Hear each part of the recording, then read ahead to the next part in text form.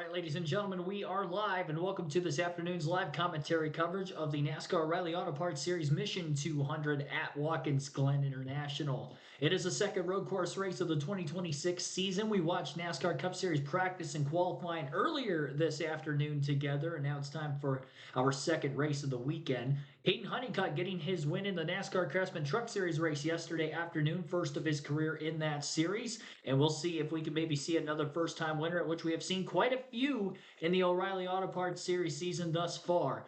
Drivers like Corey Day, Sheldon Creed, William Sawalich, all with first career wins. And with this being a road course, maybe this leads to another. Raja Karut, the pole sitter, a driver who has never won a race in this series, for instance. Brent Cruz, a great road course racer, who is going to be starting up in the row to fourth place spot. Someone to look out for in that side of things. 82 lap race. Cars are just rolling off a pit road, and we are not that far away from the drop of the green flag for this one. One of the longer O'Reilly Series races of the season, but we have one of the shorter Cup Series races of the year tomorrow. Considering that this race is only 8 laps shorter in length than that of the Cup side yesterday. Tomorrow. I don't know why I said yesterday. Adam Alexander, Jamie McMurray, Parker Kligerman in the booth on the CW per usual.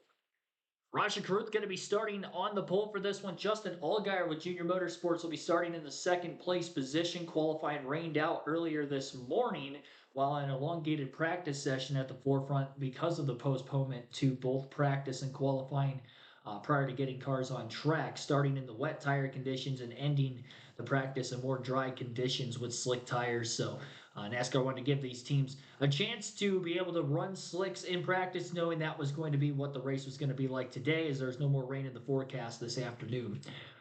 Outside of the front row with Raja Karut and Justin Allgaier, here's the rest of the starting lineup as follows. In row number 2 will be Sheldon Creed and Brent Cruz. Sam Mayer, 4-time winner in the O'Reilly Series on road courses. On row 3 alongside Parker Retzlaff, who's had a great season with Viking Motorsports. Brandon Jones, Jesse Love in row 4, rounding out the top 10. In row 5, Austin Hill, who is a threat on these road courses. Never won one, but has a lot of top 5s, and Sammy Smith starting to his outside.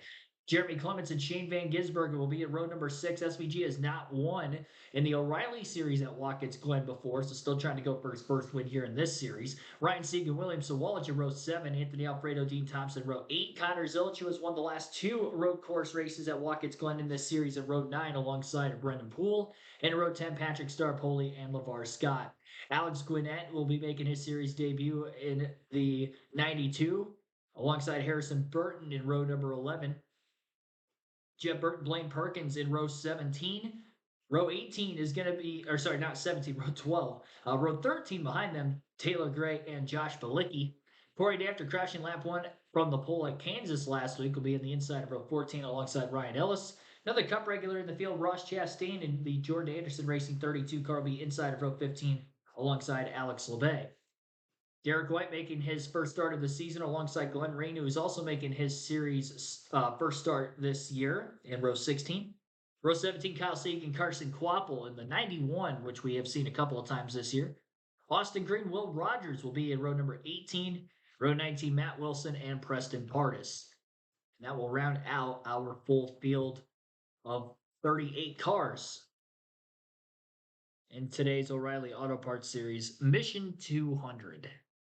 Point standings coming into today, scrolling across the top of the screen. Justin Allgaier with a massive points lead. He's actually got a bigger points lead in the O'Reilly Series than that of Tyler Reddick in Cup, despite the fact Allgaier has 3 wins to Reddick's 5. Far more consistent from start to finish of the races, as Allgaier has 179 stage points this year. Nobody else in the series has over 100. Next closest is Brandon Jones with 99. 121-point lead is over Sheldon Creed, who sits second in points with 1 win. Jesse Love still winless this year as the defending series champion. He is minus 167. Corey Day's fourth in points, minus 198. He has a win at Talladega. And Brandon Jones still winless as he is at minus 204 in fifth. Sammy Smith, 6th in points. Austin Hill, 7th. Carson Kvapil, 8th. Parker Retzlaff up a spot to 9th. And Taylor Gray rounds out the top 10 in the standings. Gray and Sawalich both have wins this year, but for JGR, not the consistency to compete for wins week in and week out because of sitting 10th and 11th in the standings in those cars. Sam Mayer is back up inside the top 12 in points, but really the first time this season, he is 8 points to the good over Ryan Sieg for that final chase spot. Only 12 drivers make the chase in the O'Reilly Auto Parts Series. Brent Cruz is sitting in 14th in points on the move after missing 4 races this season just because of not being 18 years of age. So he's still trying to climb up inside the top 12. Raja Caruth is 15th in points. Brendan Poole 16th, but we haven't seen Caruth in the 88 car in several races.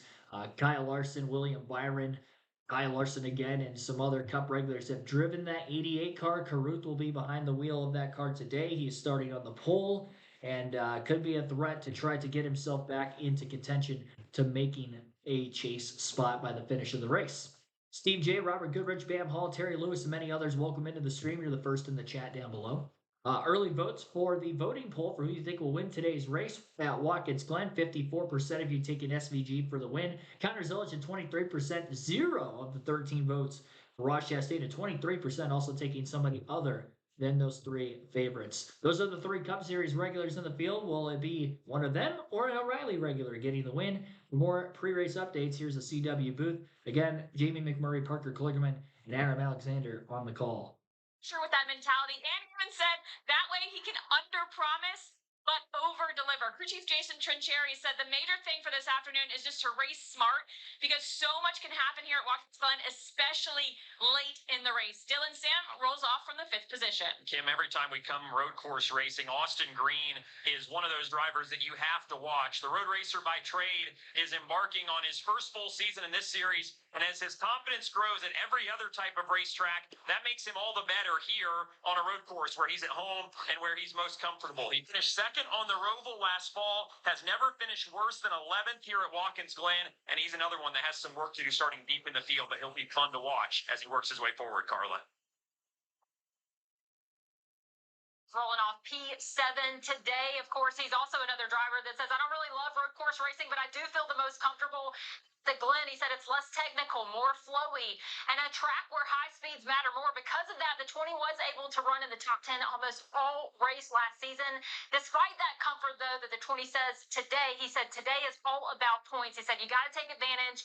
The guys going for the win, and they're splitting stages. Brandon currently the top Toyota in the chase standings. He's in 5th place, and of course looking to add more points today, Adam. And lately, 8s have been wild for driver 20. 3 straight weeks finished in the 8th position, hoping for something better today. Saying what a lot? Scan the QR code to take a short free online hearing test at Starkey.com. Now let's listen to Team Radio, presented by Starkey. Here's the 00. Famous words of an old wise man from Crawford County says, I like the windshield here. We ain't gonna worry about what's behind us. Don't worry about what's in front of us. Go out here and maximize the day the best we can. You're gonna pass a bunch of cars. We're gonna work to magic in there on pit road. Hopefully, we'll be perfect. Did not love Jonathan Toney, his outlook on life. If you've ever talked to him in person, that's exactly the way he is any of the time. But you know what that also means is there's an old saying called pressure from the front. Put it all out the windshield in Sheldon Creek's position. There's nowhere to go but the analogies of Jonathan Toney. Yeah. I love it. He can have his own reality show, I believe. Indeed. Pacing the field today, a Toyota Camry. Let's go to the restart zone because it was a huge topic of conversation in the Truck Series race yesterday. Some changes from what we saw here a year ago. Yeah, so this is sort of a see what's different on each side. But basically, what we're trying to show is how the drivers yesterday struggled a little bit with seeing these lines that Jamie is circling here. And they've tried to beef up those lines, add some more identification on the side. So if you're on the right side, there's more identification. If you're on the left side, there's more identification to help these drivers understand exactly where restart zone is. So it's a big story because it caught Ross Chastain and Gio Ruggiero off yesterday. Cost maybe both of a shot at going for the win in the race. You see right here, Ross Chastain on the outside. You see it clearly launches early before that first line. You did not do that. NASCAR called him out for that, Which he admitted he definitely did. and it was obvious here. I think this was a no-brainer that the guys always try to go just a little bit early. I think in the other case it was a questionable call, but Gio got in trouble as well for that. The fact that we saw that yesterday these guys will have watched that. The Cup guys will have watched that. They will not push the limits of that now, knowing that they can get called out for it. You can't go till you're in the restart zone as the control vehicle. You can't pass within the restart zone, but once you exit the restart zone, make the right-hand turn and turn 7 back to the start finish, it is on. 60 degrees at the green flag, coldest O'Reilly race ever at Watkins Glen. And that is because it is in the springtime in upstate New York versus in the summer in August or early September, where we've seen this race every year since. Green flag is in the air. We're underway in the Mission 200, and Raja Karuth will take us to the green. 20 laps at stage 1, stage 2. Final stage will make up the final 42 laps of today's race. Going wide into the first turn, Raja Karuth actually got contact with his teammate Justin Allgaier for the former Junior Motorsports Chevrolet driver Sam Mayer to take the lead from the 4th place starting position and all the way up to first. I should say 5th place starting position up to first. He moved up a row only because Sheldon Creed had to start at the back. Creed crashed in practice in the S's earlier on today. We'll cover that a little bit more as the race goes on. But he had to start at the back, then move Mayer up to row number 2, and now he's the leader. Shane Van Gisbergen trying to fight his way through traffic back in the pack. Same for Connor Zilic, both starting outside the top 10. Going to be fun watches in this first stage or two of this one. I'm not racing for points full-time in this series. They could be on the strategy of not going for those stage points and trying to flip the stages accordingly to get them in the best position to go for the race win. Allgaier passed from 2nd place by rookie Brett Cruz, who made a move into turn 6. Now on the outside is Allgaier out of turn 7 with a crossover. Not going to be able to clear Cruz and does not have the straight line speed off the exit of turn 7 back across the main front straightaway, which is one of the longest in NASCAR. Cruz under braking will clear to the inside into turn 1 and hold clear up out of the exit of the corner as they now uphill head through the S's, 7-turn road course here at Watkins Glen International. Very, very fast at that. Scattered start for the front row, and Sam Mayer takes advantage of it, gets to the lead after Karuth goes wide. Likely carry more speed because of where the restart zone is in turn 7 than what you would be carrying on a non-restart situation. Caught Karuth by surprise and walked his teammate up as well. Karuth unfortunately fell all the way back to 4th place, but despite being the pole sitter, does not lead. I'm curious to see if Karuth is going to stay out of the pits or if he's going to go for the stage points, knowing he's outside of the cut line right now to make the chase. We definitely see him running top 5, top 10 consistently when he's in the 88 at Junior Motorsports with the 32 Jordan Anderson race, and he hasn't had many top 10 performances there. It's kind of split the season between the two programs. Jesse Love and Brandon Jones battle inside the top 5 for 5th place. Love on the inside looking to take the spot away. Austin Hill up a few spots from starting in the 10th spot. He's in 6th right behind him. 7th, I should say, right behind him. Connor Zilic, meanwhile, up to 8th already after starting 17th. And Shane Van Gisbergen, who started in 13th, is up to 9th. SVG has never won in the O'Reilly Auto Parts Series at Watkins Glen. Oh boy, I don't know. Brandon Jones was a little loose getting through the S's. I almost wonder if there was contact between he and Austin Hill as Hill was riding in line behind him. Either way, Austin Green in the the 1 has a very similar paint scheme. Connor Zilic was able to get by Hill. That bobble by Jones, and Hill definitely checked up out of the throttle in an area where it's pretty much mostly on throttle, especially with how tight turn 1 is now. With those tire walls up to the outside. Tire compacts, if you will. First 3 laps of the race led by Sam Mayer, but he has been pressured over the last half a lap plus by rookie Brent Cruz, who had slid his way to 2nd. And these top 2 are pulling away from Justin Allgaier. Cruz ran the fastest lap of the race that last time by at the start-finish line, in fact, to 72.149 in his hot pursuit of trying to take the race lead. And he does so easily after putting that heavy pressure on Sam Mayer. Mayer folded and went wide in turn 1. Took forever for him to get back into the throttle. You go wide in turn 1 in years past, still kind of stand in the gas, get out close to the wall. NASCAR added rumble strips in that area of the track last season to keep cars from running extremely wide, and that didn't really help anything, but it would cause for some wild rides going over those rumble strips, and now some tire compacts to try to help keep them on the course a little bit more, and maybe take a little bit of the danger out of just the speeds headed for that Armco barrier. We've seen some gnarly crashes in years past. Zilic up 11 positions from the start already to 6th. And we've got a damaged car in the racetrack. Jeb Burton in the 27 looks to be stuck in the bus stop. And he's got quite a bit of damage to that left front of his race car as he's going to try to limp it back into the pits. We're still green right now. No caution has waved. There's one more car looking to pass him at the tail end of the field. The leaders are just getting out of turn 1 right now, so it's going to be a little ways before they maybe catch Jeb Burton, and if they're about to catch him, I think we'll see a caution. But for right now, again, we do stay green. Giroux losing a couple more positions as he's really struggling up the start. Last half lap, both Jesse Love and Connor Zilic get by him.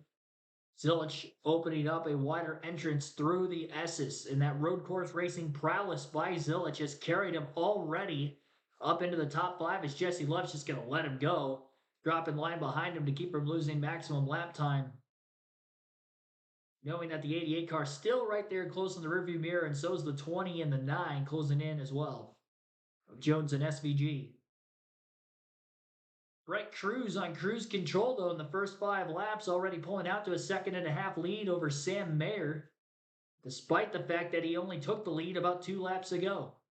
That last lap, he was a half a second faster than Mayer. His fastest lap of the race is about a half a second faster than Sam Mayer as well.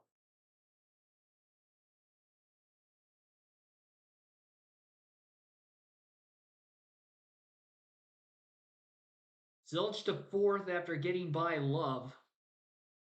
Shane Van Gisbergen working on Brandon Jones, struggling to keep pace with the one of Connor Zilic. Zilic started behind SVG as well and already passed him at some point in that first lap or two when everything was scrambled in the middle of the pack.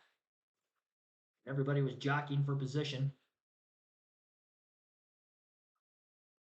Michael Turner, not you again, too. Thanks for tuning in.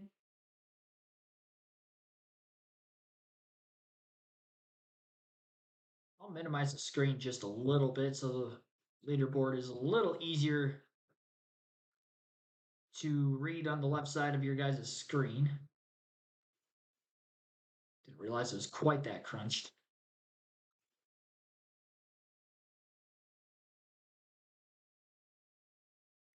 And 20 laps in stage 1 here today at Watkins Glen, as well as stage 2, and then stage 3 is going to be 42 laps. I believe the stage lengths for the Cup race tomorrow of 20 laps each. Final stage an extra 8 laps of 50. Anywhere between a 2 to a 3 stop race in both races this weekend. 3 stops if you choose to pit before the end of stage 1 and stage 2. And then you would have to pit at some point in the final stage because they can't go 42 laps on fuel.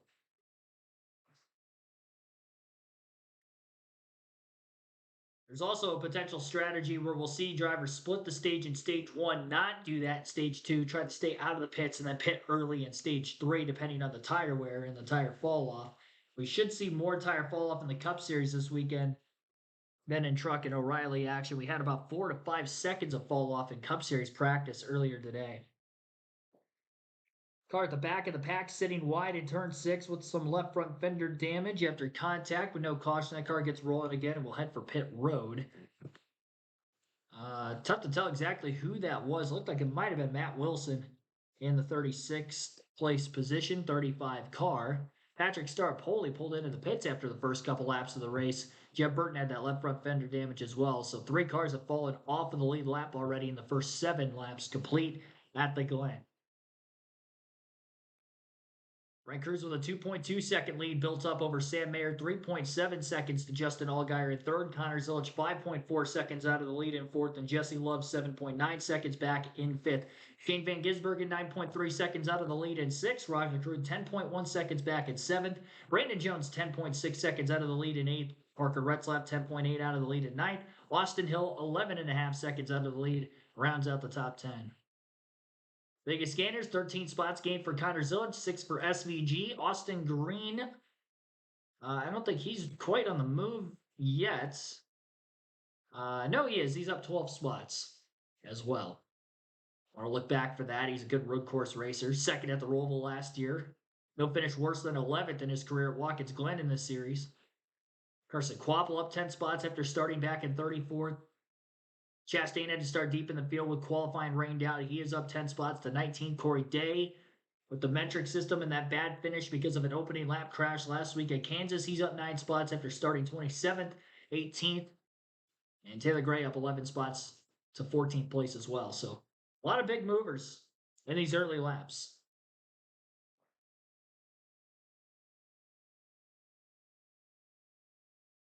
Like 35 just kind of lost it under braking, wheel hopped it. Car started coming around from behind him, and that left front fender damage came from the splitter digging into the saturated grass on the inside of that corner just below the curbing.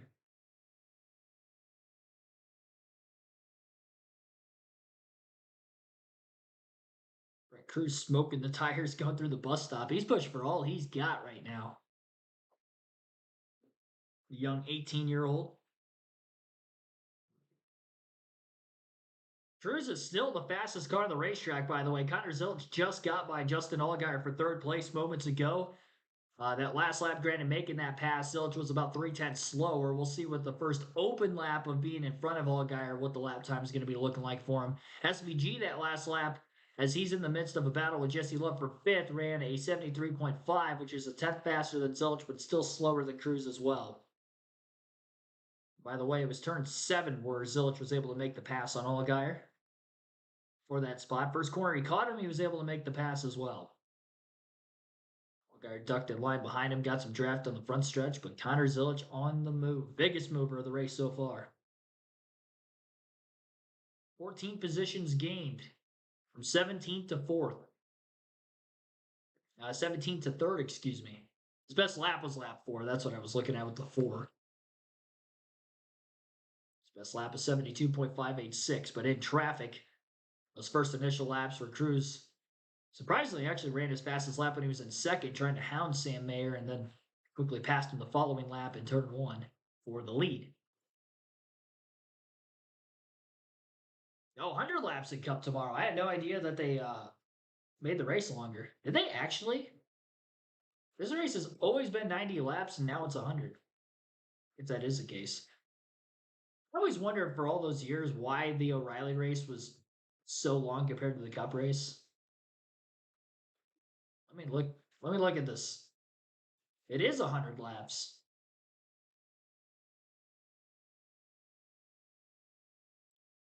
Not very often you see races elongated by way of the lap counter in NASCAR anymore, but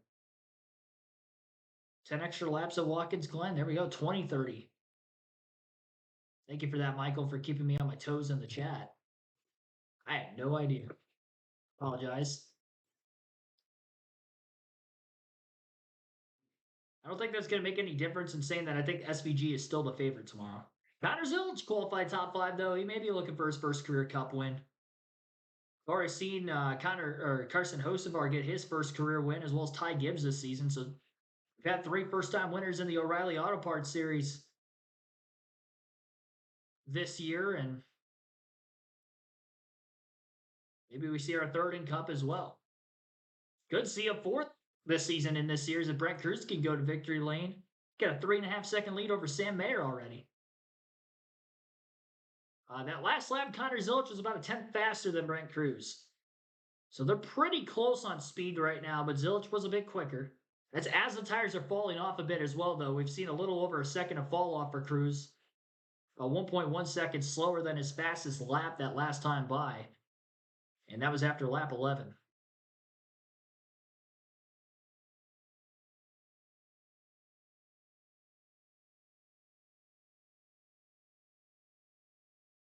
We'll have 8 laps to go in stage 1 this time by at the line.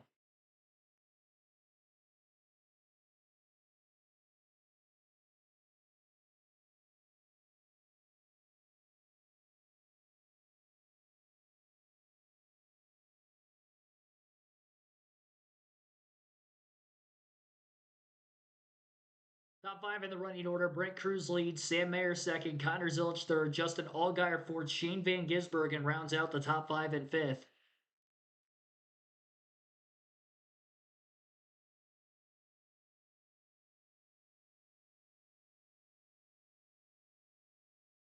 don't think Zilich is going to have anywhere near enough time to catch Brent Cruz for the stage win. If Cruz did decide to stay out, which I know Zilich definitely isn't going to stay out. And if I'm Brent Cruz, I would probably pit too, because you're in a very good position to try to at least compete for the win with the 1 and the 9. But I also get it because he is still outside of the chase cut line in points as to why they would choose not to Leaderboard. sacrifice stage points. He's out in front of Mayer, Zilich, Geyer, and Shane. Unmuted right as they were going to commercial, so my bad on that one. Couple lead changes already with the pulsator. Roger Cruz not leading a lap. Sam Mayer was able to lead the first few before Brent Cruz was able to take the lead away from Mayer. Sam Mayer led for the first 3 laps and Cruz the most recent 9. 12 laps complete out of 20 in stage 1. You're listening live on KRC to the Mission 200 at Watkins, Glen, as our live commentary coverage continues.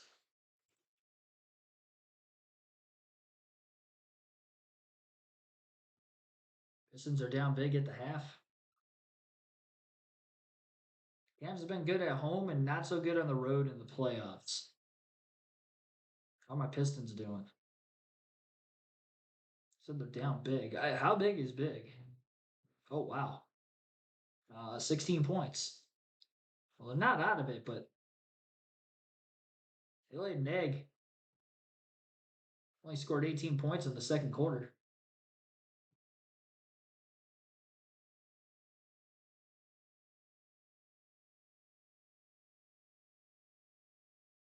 Cavs keeping their pace up. Detroit did not.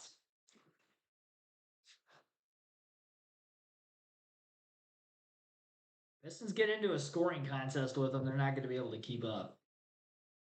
They are a defensive team first. Low scoring games, that's the bread and butter right there. That's what they want. I mean, I'm a believer in defense winning championships. That's how they won their title back in 04, so see if they can do it in 2026. More on the race side of things here. Connor Zilich taking over second from Sam Mayer recently.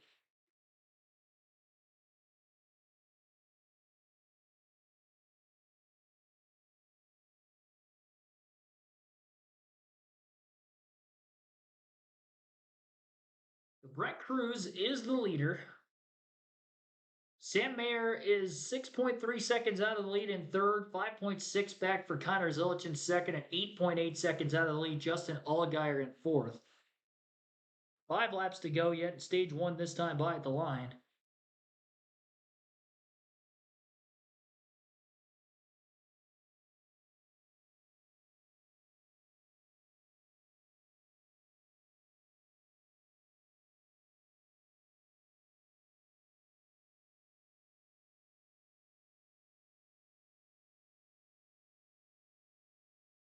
I still think even with the 10 extra laps in the Cup race tomorrow, it's still going to be the shortest race of the season by total time.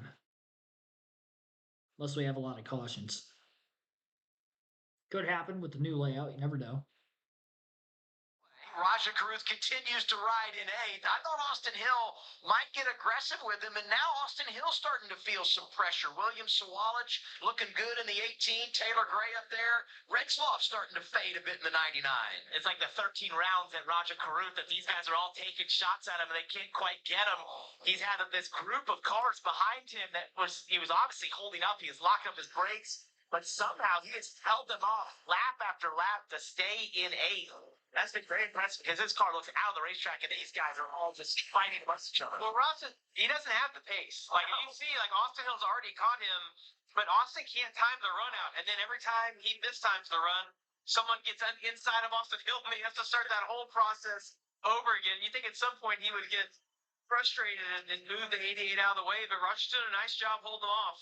And that is something that happens here. It's very frustrating is that because it's so high speed, you can get stuck behind other cars a little bit in terms of just not being able to generate that run, not having a chance to move on inside of them. It's Sawalich now out of the groove. Yeah, William missed the bottom right there in turn 2. And look at that, he lost his momentum. Well, he didn't have an issue here. Well, that would be unfortunate because they've had a lot of bad luck lately. Got the win at Rockingham, first of his career. Bounced back, did a good job in Bristol the following week. And since that time, some major bumps in the road. His teammates go at it for fourth, headed toward turn 6. The nine is Shane Van Gisbergen, and he slots over in front of Justin Allgaier. 2 fingers out the window, not only on the straightaway, all the way through the braking zone. You think he's relaxed and in control? He's not comfortable at all. Yeah, my goodness. Sounds like the 18 might be having some motor issues. We went on board, you could hear it just sounded extremely flat. And one of the things that happens when you come to a road course, you almost see a little bit of smoke inside the cockpit as well. Engines, we talked about this in the Mobile One keys to the race. You've got to manage all that. Your downshifts are too quick and you over rev the engine, or just missing a shift can create massive engine issues. Kim? Yeah, he came out on the radio and told his team, blew up, I'm coming to you. That's all William told his team, but coming in now. There's not a huge margin around that chase cut line to have problems today. No stage points. Devastating for the 18. Austin Hill is able to get by Raja Caruth, so he's up to 8. A couple of other drivers that have had problems. Unscheduled pit stop. Dean Thompson had a tire issue. He's a lap down. Jeremy Clements also made an unscheduled stop. He has stayed on the lead lap. And as we head to 3 laps to go this time around, could start seeing pit stops for those guys that are going to flip the stage, because we'll close pit road with 2 laps to go. Cruz, the leader, doesn't have to pit here. He can wait till the next time around, because he's going to be the one that closes pit road. But those guys behind him are going to have to start making their pit stops, and here they are. The first of those flipping the stage to gain track position beginning stage 2 is Connor Zilic. He's 2-0 in the O'Reilly Auto Parts Series at Watkins Glen. Schedule stop for here for he and the 9, Dylan. And Zilic on the left of the screen, pretty happy with his race. As you can expect, drove from 15th to 2nd there, and his feedback was exactly that. Happy with this. I don't think we need to change too much. They'll change 4 tires here. No visible adjustments this time. A little slow maybe on the left right there. Over around to change the right side. SVG on the right of the screen just wanted more front grip, but said the rear grip in his race car was coming to him. You know, these two, are going to flip the stage because they're not racing for points on a Saturday. They want track position. Some of the other guys that will flip the stage will forego stage points to get some track position beginning that second stage. And Cruz, the leader, he's going to have to make the decision this time around. But we all believe they will flip it and try to maintain the track position.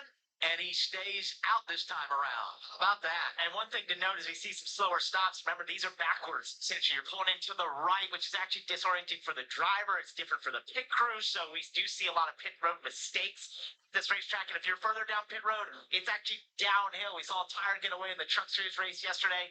It's a very difficult pit road here at Watkins Glen. If you go back to Coda, they flipped the stage. Talking about the 19 team. Yeah. And here today, they decide not to do that. They're going to run it long and take the points. Now, I will say, when you come in 12 below the chase cut line and you're on the climb they have been, you know how important points are. And I would also say a lot of guys, did choose to stay out there. So maybe you put yourself in a situation where you're just not going to lose as much by running it long and pitting at the end of the stage. But this is an interesting play here. And we asked the question at Coda, why did they do it, right? When the points are so important, and I felt like here with his speed that he's shown this weekend, they might do it just going for the win and to keep track position, but only a few cars flip, so they're not giving up much, and they get the points, which are so valuable to them right now to make the chase. Yeah, we only had 6 cars actually flip the stage, so when they do come down pit road, it's not going to be that massive give up that we've seen in the past where maybe 20 people do that. You find yourself way back in the pack, so great decision there by the 19. As I watched the lap times, of course, we don't know how hard Britt Cruz was running, but Connor Zilic was about 0.3 a lap quicker than he was towards the end of that, the last 2 laps. So got a little bit of work to do. Maybe it's the 19 to keep the 1 today. And if you look at our bumper, and we talk about the element of stage points as Retzloff continues to raise truth here. 99.88. That need them. Mayer comes in on the chase bubble. He needs to get on the positive side of it. Allgaier third. He needs those points as well because he's just been so good at padding his lead out front, being the championship leader entering this, our 13th event. Final lap, stage 1. He's just going to be wore out after this stage. He has been a battle the entirety of these 20 laps. Constantly under fire, playing defense as much as he can, and that car just seems loose out of the racetrack. He's locking brakes, but somehow is in position to get stage points here. Just trying as hard as he can to hold off Parker Retzloff. I thought Parker might maybe try to outbreak him. It looked like Raj actually got loose on the entrance to the bus stop right there. Brent Cruz working through some lap traffic. He dominates the opening stage, and he'll get the green and white checkered flag. How about this? He's the youngest stage winner in the history of the O'Reilly Auto Parts Series. He's going to set a lot of records, I have a feeling. Mayer up there inside the top five. Allgaier, Love, and Jones. For Allgaier, he finishes top five in another stage. He's done it in every stage this year but two, and will follow this battle back for seventh. Raja Caruth, Parker Retzloff, both chasing the stage points, and the 88 appears to going to stay in. Oh, 96! That was close. That was fun. What a battle. I about called it too soon. Brent Cruz getting it done here at Watkins, Glen. He dominated yesterday's stage one in the truck race and does it again today in the O'Reilly Auto Parts Series live on CW. All right, Brent Cruz stays out to get the stage points that he deserved after dominating stage number one. Led all but the first 3 laps of the race thus far. Sam Mayer ends up second, Justin Allgaier third, Jesse Love in fourth, Brandon Jones fifth, and Austin Hill sixth. Seventh was Raja Caruth with Parker Retzloff in eighth, Ross Chastain ninth, and Ryan Sieg rounding out the top 10.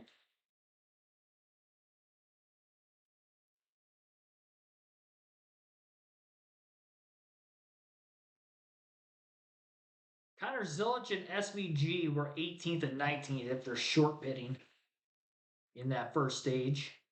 Glen Reed will get the free pass at the stage end in 28th place. Sammy Smith, last car in the lead lap, but he had pitted before the end of stage one. With Cruz staying out of the pits, it was a little harder for drivers a little bit further in the pack to try to split the stage, because they would have been at risk of going a lap down. So that's why we didn't see as many end up pitting early.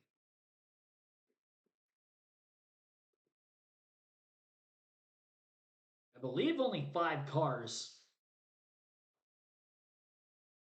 hit pit road before the end of stage one. That was Zilic, SVG, Taylor Gray, Sammy Smith, and maybe that's it.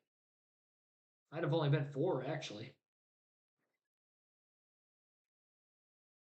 I think Quapple pitted early also, but he was a lap down. I don't think he kept his lap. I don't know how Quapple went a lap down, because he was up quite a few spots from the start of the race.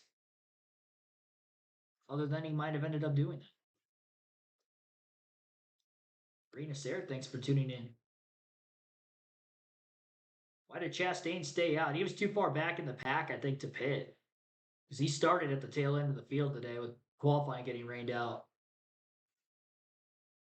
I think if he would have pitted for where he was at in 9th, he would have ended up a lap down potentially.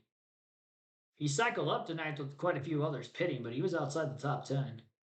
I think personally that's why we didn't see a lot of cars pit compared to usual.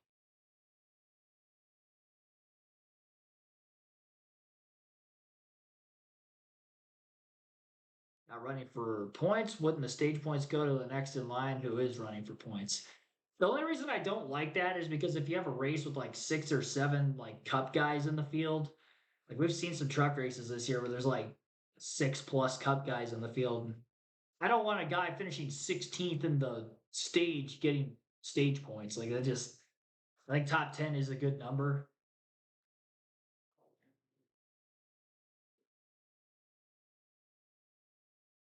Personally. Because then if you did it that way, you would have to do that for the race finish too. And it's like if you get like 2nd place and you have a cup guy that wins the race, then I feel like if you're doing that for the stages, you'd have to award them like the highest points as well. Personally. Gabriel Diaz, thanks for tuning in. SVG was 19th. After stage one, but he short pitted. So if everybody who stayed out to get those stage points and or couldn't pit because they would have went a lap down, do pit at the end of stage one, then they will be 1st and 2nd. Stage one complete. Our stage break brought to you by Arby's. Sprint Crew's leading. You know, we said 6 guys flipped the stage, but a couple of those actually went a lap down through the cycle because Crew stayed out. So if he wins the race on pit road, would be in line to restart 5th after taking all 10 stage points. Really worked out for the 19 and all these others who ran it long. Progressive pit road is open. Here's Kim. Yeah, we'll start with the stop of Justin Allgaier. You see him pulling into the pit. That number 7, he said, loose to the right, tight to the left laterally, but he did say overall a good straight line drive. You see the fresh tires going on. Just a little bit slow there. Looks like they might wipe off the grill or acetate. The 41 of Sam Mayer, he said earlier it was tight, but overall balance-wise feels pretty decent. Inconsistent, though, in turn 1 execution was varying his lap times was the team's feedback. Dylan. Brent Cruz said, I've got some left in the tank. Car is pretty good. He'll see tires and a smooth stop for Cruz. This opens up their fuel window as well for the final stop, doing this the way they did it. So some early strategy moves here from Seth Jofka in the 19. And the strategy only works if you execute the plan and then do the job on pit road. 19 does it. They win the race off the progressive pit lane. +2 for Jesse Love, +2 for Brandon Jones. Mayer lost a couple, +1 for Austin Hill. Some drivers stay out. We race at the moving order and keep the green for stage 2 next. This is Arby's quarter-pound pulled pork and chopped brisket. All right, so stage 1 pit stops just wrapping up. We'll get back to racing here shortly. We'll have another 20 laps in stage 2, just like we did stage 1. Be sure to vote for who you think is going to win today's race in our chat poll. That will remain open until the end of the second stage. We've got about 50 concurrent viewers watching. Thanks for everybody tuning in this afternoon. Our second live commentary stream of the day. We were live for NASCAR Cup practice and qualifying earlier. Shane Van Gisbergen will be starting on the pole in tomorrow's NASCAR Cup Series race at Watkins Glen. 100 lapper, and can't wait for that one. The longest race at Watkins Glen ever in the NASCAR Cup Series. He's leading our chat poll right now to win today's race. 63% of 35 votes going for SVG for the win. 20% taking Connor Zilic. 17% for somebody other than SVG, Zilic, or Chastain. And out of 35 votes, still 0 for Ross Chastain to go for the race win. Not a single vote for the Watermelon Man. We'll take a quick break. Our first of the stream. You're listening live on KRC. Full flag-to-flag coverage of today's race continues. Connor Burke, also welcome to the stream. I don't think I shouted you out yet. Thanks for watching.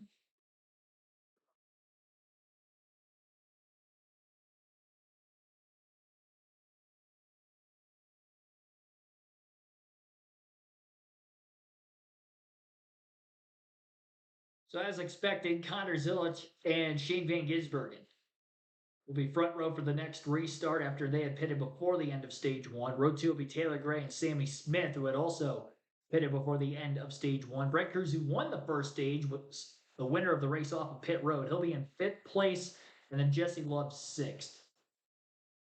So that will be the top half dozen when we begin stage 2.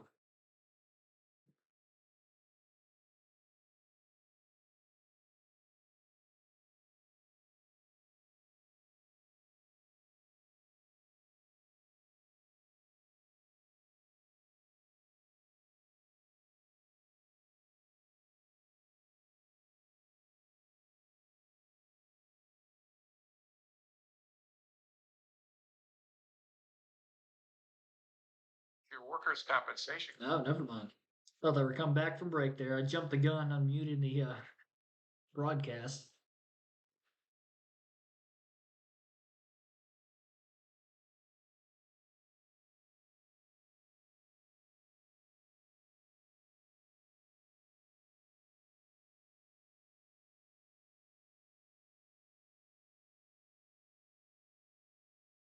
Just don't think that the Cup guys should be eligible to run in the lower series.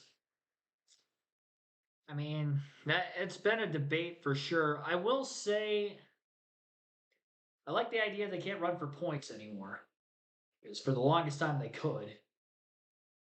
And it was a hard read on trying to scout the young talent. And I think that's why we had a lot of rookies there in the early 2010s, late 2000s of the Cup Series. I won Rookie of the Year that didn't really amount to anything, not only in their Cup career, but even in some of the lower series. as well, and it was hard to scout that talent. I'm more for it in the truck series. O'Reilly is definitely more minor league to that of Cup and guys trying to work their way up there more often than not than in the truck side. A lot more veterans of the truck series that have been there for so long, in building just truck series careers. I mean, outside of Justin Allgaier and Brandon Jones in the O'Reilly series of front runners every weekend, week in and week out, everybody else is just young and trying to make their way up. And he said, growing up, we were always the two racing for the win at the end. Zilich told me what happened yesterday wasn't even the worst of it. He said, yeah, I'd probably be upset if I was on the receiving end of that, but he said, not so upset that I'd wreck the guy today. So Zilich not really expecting retaliation from his good buddy Adam. Thank you, Carla. Getting lined up and ready to go. Stage 2. 4 cars did take the wave around. Jeremy Clements, Brennan Poole, Dean Thompson, and the 91 of Carson Quapple. Gotta believe that Poole and Quapple felt like flipping the stage was going to work out for them, and when Cruz didn't come, they lost a lap, so they take the wave around here. Yeah, one thing to keep in mind here, I mentioned that Zilich was running a little quicker than Brent Cruz at the end of that. We think Cruz is probably saving a little bit of fuel. We're going to find out now what the 19 has. He's going to start 5th with both SVG and Zilich on the front row. Those cars through the wave around are just going to get to the back of the field here by the time we get to the restart zone. So it's a massive penalty. Have to do that wave around. All right. So headed for the restart. Pace car rolling its way back to pit road, getting out of the way of the leaders who will be launching their way into the restart zone. Connor Zilich, SVG show on the front row. This should be fun to watch. Green flag back in the air at the Glen. Great restart on the inside of row number 1 by SVG, hanging on that right side of Zilich's race car. Side drafted him down the long straightaway and into the braking zone of turn number 1. Shortest way around for Van Gisbergen, down on the bottom still. Up on the high side out of the exit of the corner, still nose to nose for the lead into the S's. This is the tightest area of the racetrack to run side by side. Very dangerous. And SVG will concede his position behind Zilich, run in line, try to catch some draft, and go for it in the bus stop. A place where SVG had dominated in the Cup Series compared to anybody else earlier today. En route to qualifying on the pole, we'll see if he can crowd Zilich, gain some time there in the race as well. Definitely was a bit quicker and better getting through that section of corners than that of the leader in front of him. And a much wider arc working his way through there as well. It's amazing how quickly he can get the car pointed in the right direction. Somebody scuffing the tire packs just a bit up out of the exit of turn number 5. And carousel towards the back of the pack. Didn't notice anybody with some major damage. Sammy Smith battling off the 2 of Jesse Luff for 3rd. Taylor Gray fell back a few positions already from the restart. He is in 6th after being one of those cars that had stayed out of the pits. And down into turn 1. Rumbling their way through. It's going to be side by side in the S's again. It looks like Sammy Smith, Jesse Love, not quite. Sammy Smith able to get corrected again. And we've got a spinner. LeVar Scott up out of turn 1. Jeremy Clements has trashed into the, it's like the tire wall on the inside of turn number 1, and he may be stuck. And if he does not get rolling, we will see a caution for incident for the first time today. We just had the stage yellow, so it'll be the 2nd caution total in today's race. Right now, still green, and the caution lights are on, so yellow flag is out. Going, and NASCAR puts the yellow flag in the air. Yeah, he's stuck in that barrier right now. Not able to back it up. Look at us. Yeah. Look at this. It looked like it was just a single car spin by LeVar Scott at turn 1. Usually there's a lot of space down there to avoid it, but for some reason, Jeremy ended up in that inside barrier. So here's LeVar Scott spun around already out of turn 1. You see Quapple go by, and then Clemens come in the frame here, all flossed up. I wonder if I think there was some contact from behind. Yeah, as they try to avoid the 45 sitting there. It's interesting that he got stuck because it didn't look to me like he hit that hard. Definitely wedged in there. They're going to hook the tow truck up and see if they can pull that car out.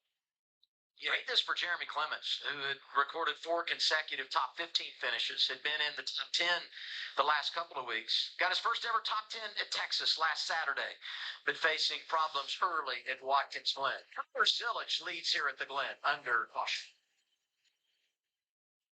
Connor Zilic, one of those Cup regulars who have won an O'Reilly race this season. He won at Bristol. Kyle Larson with 2 wins, a mile and a half last week at Texas and earlier in the season at Las Vegas. Shane Van Gisbergen also actually has a Cup win in the first road course race of the year at Circuit of the Americas. Cup race that day, SVG finished second to Tyler Reddick, who at that point in time had won the first 3 races of the season.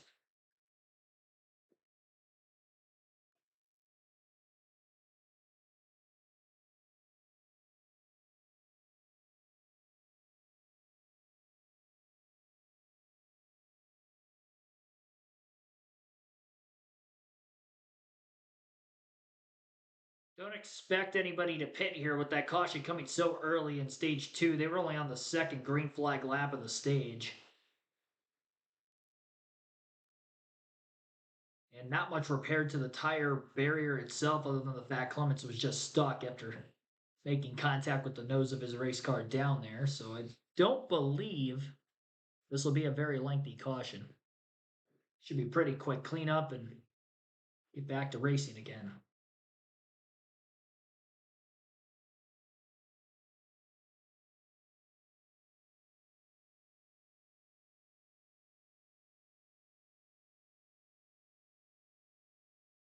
All right, so Connor Zilic, race leader. Shane Van Gisbergen is second. Jesse Love third. Sammy Smith is fourth. Fifth place, Brent Cruz. Taylor Gray in sixth. Justin Allgaier seventh. Sam Mayer eighth. Austin Hill ninth. Brandon Jones rounds out the top 10 with Sheldon Creed in 11th. Corey Day 12th. And that is your top dozen. Through 27 laps out of 82 here at Watkins Glen under caution for the second time. First for incident today after Jeremy Clements had gotten stuck against the inside wall out of turn 1. We'll take our second break of the stream now, while we await the next restart.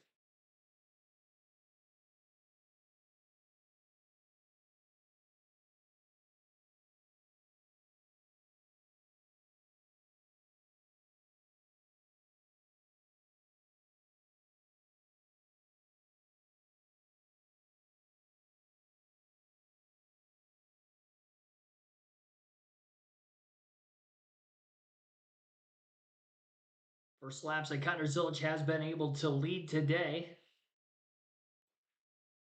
All in stage 2 after the pit cycling the way it had happened. Brent Cruz did not gain any positions, by the way. He is still in 5th. And Jesse Love would have been the first of those that pitted before at the stage end that actually is running on the racetrack in 4th. Only Taylor Gray had lost spots. Sammy Smith was under pressure from Love right as the caution came out behind them. About 3 lap holder tires for those that pitted versus those that stayed out. The initial fire off is where you're going to see the most because the heat cycle already being in the drivers who had pitted, but I think now with this quick caution, I don't think you're going to see an advantage on this next restart, especially with only 3 lap difference. It's for those WebEx onboard camera riding with Austin Green inside the top 20. Jeremy Clements has made it back to the pit lane. Let's go back and see what brought out our first yellow of the day for an incident on track. So you see LeVar Scott spun there, and it looks like Jeremy just possibly just trying to avoid it as he suddenly saw LeVar there, went to the right, sort of locked up the rears, and then went into that tire barrier there. If we mentioned how much rain has been here, you see all the mud on the right front. Also, it's sort of a drop off right there underneath the barriers a little bit. You can see that as you drop off the track, and so just slipped right underneath and got stuck. If there's anyone who knows the value of a good crew, it's the professional parts people at O'Reilly Auto Parts. That's why they want to put the spotlight on the pit crew members that are essential to a race team's success. Here's Kim Kuhn. Yeah, Adam, let's meet the lead engineer for Sammy Smith in the 8 car, Cale Lindley. And if that name sounds familiar, well, it is, because he's the son of Marty Lindley.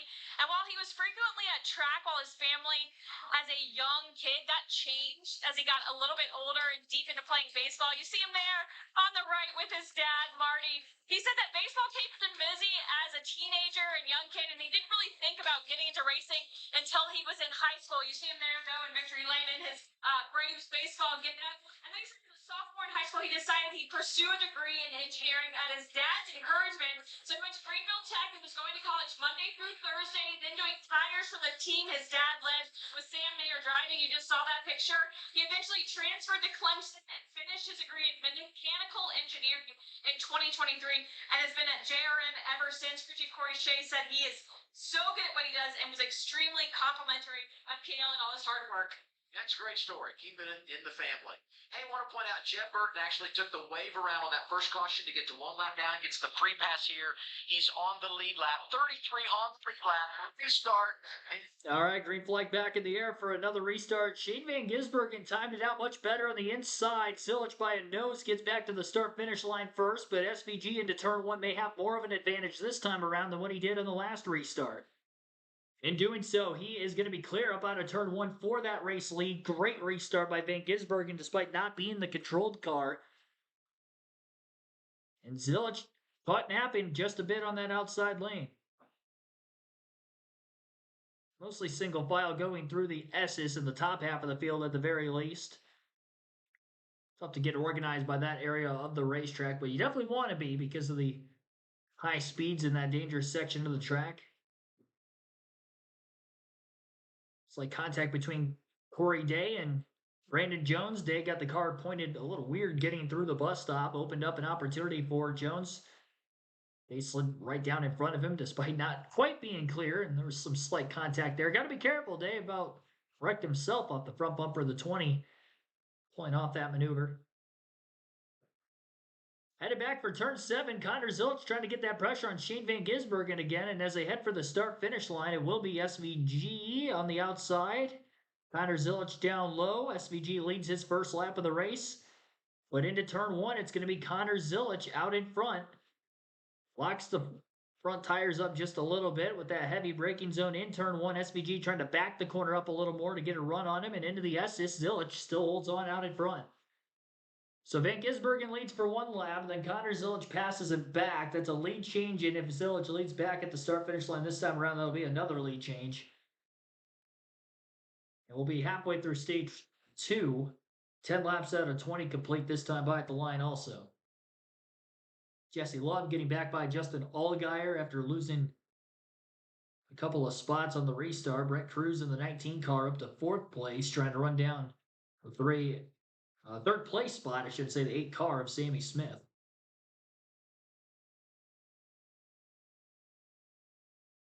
Full field running order rundown halfway through stage number 2. 30 laps complete out of 82 today as Connor Zilich back out in front with Shane Van Gisbergen in 2nd, Sammy Smith 3rd, Brett Cruz 4th, and Jesse Love riding in 5th with Justin Allgaier sitting 6th place, 7th Taylor Gray.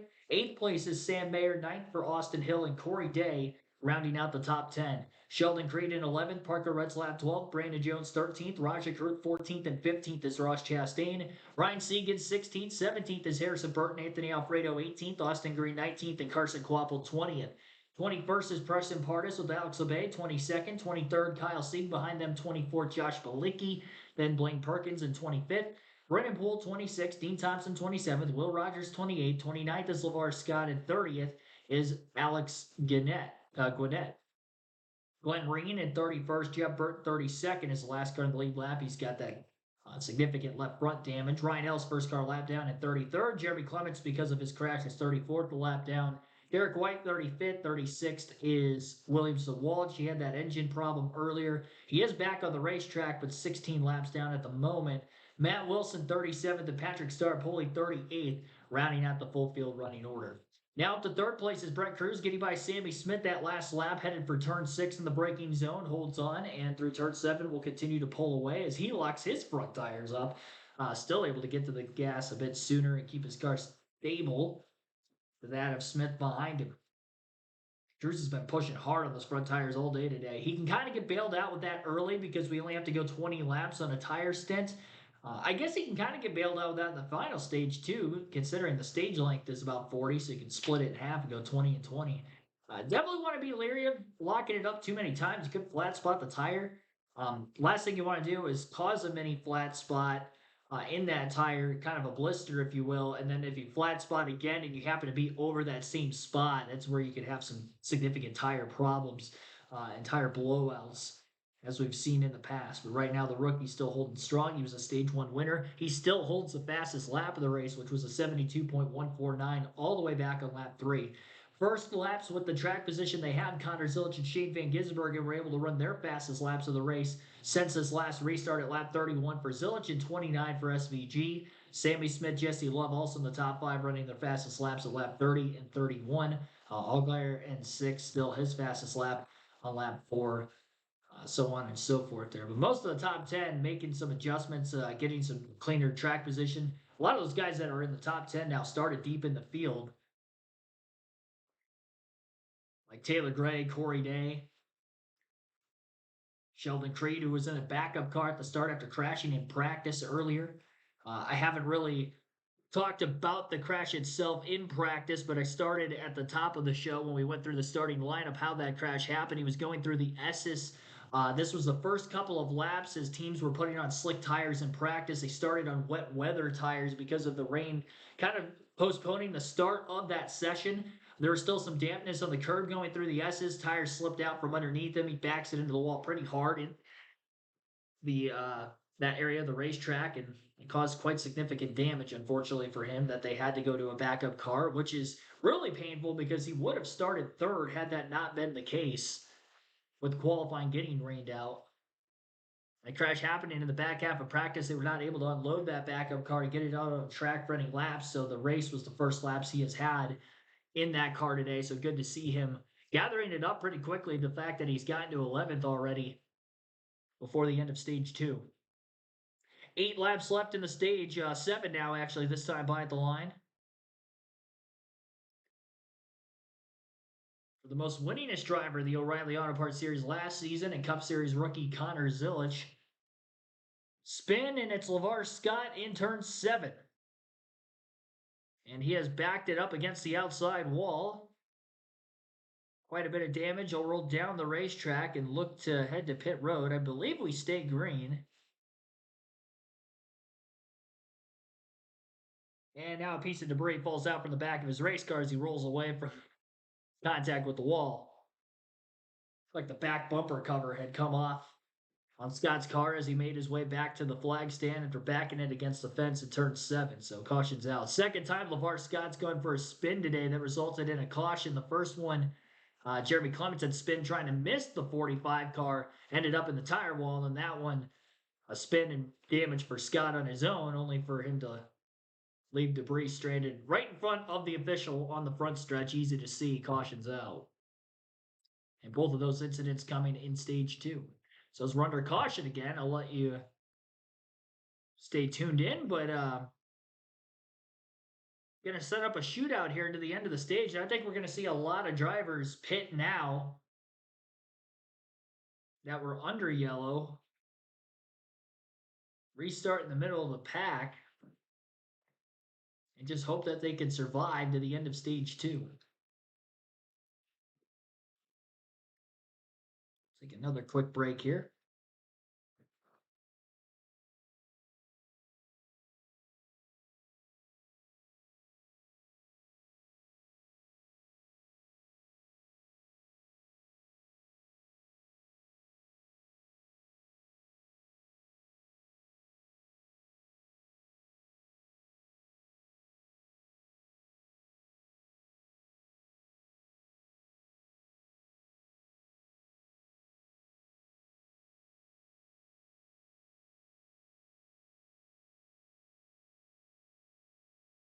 Should be back from commercial here shortly.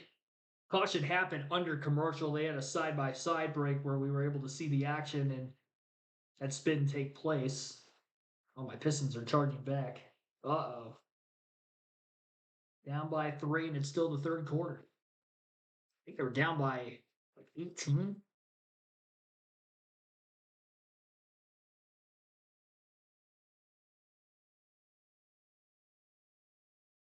Showing a replay of how this spin happened for LeVar Scott in turn 7. He had gone to the inside of the racetrack trying to make a pass on the 42 and just lost it. Slipped out from underneath him, just carried too much speed. He had a flat entry into the corner, of course, with being on that inside line. Backed it against the wall. I will say, I love that Sunoco paint scheme. The Sunoco cars that I've seen in the Truck and O'Reilly series the last couple of years, they're on cars that usually run at the back of the pack. Like I think Tony Breidinger had it for a few races in the trucks last year. Beautiful looking race cars that unfortunately are not shown more on TV because of the teams and or drivers that they're racing for, and they're running at the back of the pack. But get to see it here today, and I mean, I like it. I don't think I like this one quite as much as I liked Breidinger's Sunoco scheme last year in the Truck Series, but it's a good looking underdog, not underdog, I should say it's a good looking scheme that doesn't get a lot of attention, I feel. So pit road should be open this time by, it's going to be 5 laps to go at the line this time when they open pit road. We're probably going to restart with 3 laps to go in the stage if I had to guess. So we're going to have a green-white checker, and you have to pit before 2 to go. So now the decision is if they restart with 3 to go, you can actually pit coming back to the line that following time if you get to the commitment line before the race leader gets to the start finish. And I think that would be more beneficial if you could actually make that happen if you're a driver on the front row, because I do not want to be restarting middle of the pack late in the stage. But you do run that risk of potentially not getting to the pits. I do think drivers outside of the top 2 are definitely going to stay out. And with those top 2 staying out, Brent Cruz, Jesse Love, they stay out as well. They were looking like they were going to pit. And I think had those couple of cars in front of them come to pit road, they would have came with them. But they're going to stay on the same strategy as those leaders. See, this is the disadvantage with doing that, though, because now you're going to have some cars that are going to pit under caution that are not in the top 5. And if they do survive the restart, they're going to restart ahead of those that will pit coming to 2 to go at the end of the stage. There is still the strategy play of staying out completely at the end of stage 2 and not even pitting and trying to make this race a one more stop at stage 3 also, which honestly, with the caution laps ran from the stage break, from the first yellow with Jeremy Clements getting stuck in the wall, now this debris caution from LeVar Scott, we've had a lot of caution laps in stage 2, 6 of them so far, and we're still going to have another 1 or 2 more laps before we go green. I think that is factoring into the decision to maybe just stretch this race on one more stop anyway instead of 2, because you don't have that many laps on your tires. Jojo, thanks for tuning in. Like I'm standing in an empty room with a bad echo. Oh no. Well, I'm sorry that there is an echo. The room is empty. That doesn't help, but I also don't have my mic on me, so I might have to get one after the stream. Get an earpiece or something. So I've heard something about a potential echo already today during the first stream. Let me make sure the volume's turned down on the mic. I don't have it as low as I did earlier. I think it's just peaking out a little bit more. I think most of it is the mic and not so much the room with the echo. There isn't a lot in here at the moment. I think week over week, you're going to see more stuff in here. Progressively. Frank Powers, thanks for tuning in. It almost looks like I'm in a hotel room. Federico Sanchez, thanks for tuning in.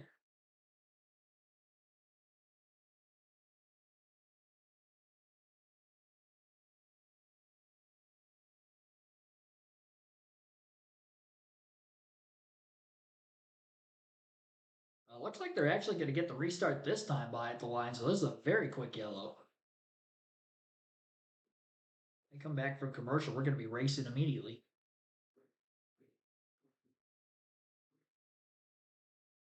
Top 5 in the running order for the next restart. Connor Zilisch in the lead with Shane Van Gisbergen in second. Brent Cruz third. Sammy Smith fourth. Jesse Love is fifth.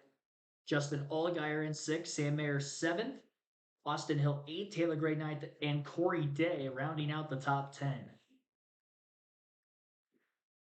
So that is the top 10.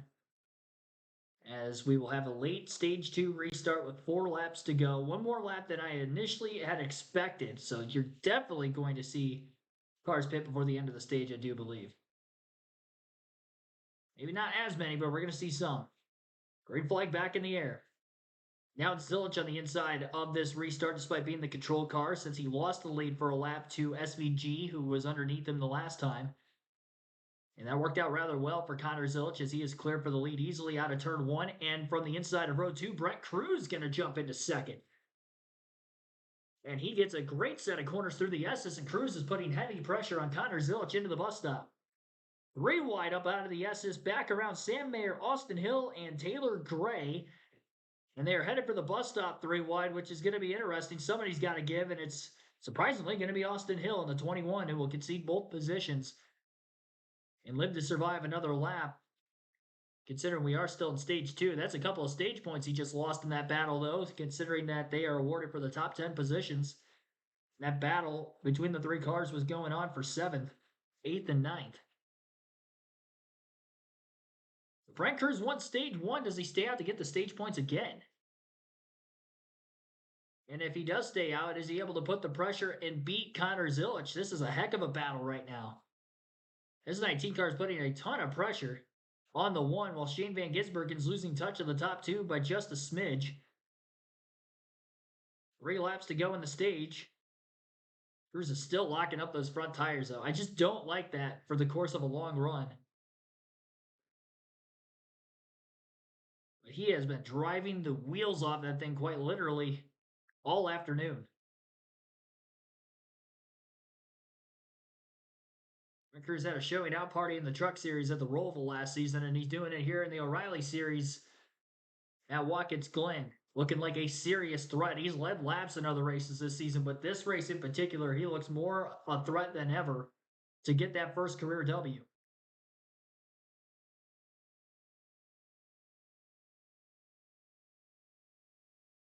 So it's really pushing the issue of winning the race back to the gas, swinging as wide as he could up out of turn 5 without making contact with that tire pack. Last one of which, and we'll see who comes to pit road this time out of turn 7. Nobody. Top 2 staying out. That really forces the hand of everybody else to stay out as well. So Connor Zilisch, I would assume, going to be on the one-stop strategy here. Brent Cruz in the 19 car also looking to do the same, and now Brent Cruz all out for the stage win. Zilisch is not running for points here, but he still wants to keep track position and hold on to the lead for as long as he can. Going to give him the control car on the next restart. So while he's not racing for stage points, there is an emphasis for him to try to win this stage. For Brent Cruz in the 19, the track position and the points ultimately is the reason he's going for it. So it's more steady going through the bus stop that time. It looked like the 19 bouncing up over the curbs, kind of thrown around a little bit odd, and Connor Zilisch wide through the center of the carousel in turn 5. Almost kind of diamonding the corner out just a little bit, entering flat, widening in the middle, and cutting back down middle off. Got him a straighter line exit. Drove away about a half a car length to a full car length down the next straightaway, despite the fact that Cruz was the car in the draft. 3 very long straightaways on this racetrack that create for 3 great passing opportunities. Next one in turn 1 right now. Final lap of the stage. Cruz has locked up his tires a couple more times, getting through turn 1 better than Zilisch. The dirty air through the S's is going to be the hardest to stay behind another car when running nose to tail. Cruz dealing with that right now. Trailing behind Zilisch. Into the bus stop. Zilisch puts another car length and a half or so over Cruz out of the S's. Steady over the curbs again for the 1 versus the 19. Cruise hard into the braking, into the carousel. I think Zilich is going to win the race back to the gas here.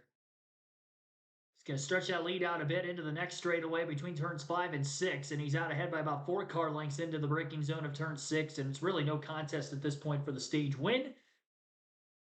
Up out of the final couple of corners, and Connor Zilich is going to go on to win stage 2 at Watkins Glen. Brent Cruz second, Shane Van Gisbergen in third, Justin Allgaier fourth, Jesse Love rounds out the top 5 in fifth, 6 for Taylor Gray, Sammy Smith seventh, Austin Hill eighth, Sam Mayer ninth, and Brandon Jones rounds out the top 10.